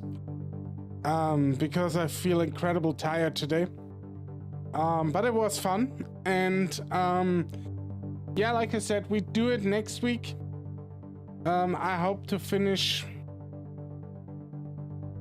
Can I finish the route before I go into the holidays? Probably not. So December 7th, I'm back. Yeah, no, absolutely. King Alpha. You're so sweet saying it's a birthday present. Okay, everyone, take care, and I'll be back next week. Watch on the socials for the plan. Otherwise, everyone, take care and have a nice evening. And bye-bye.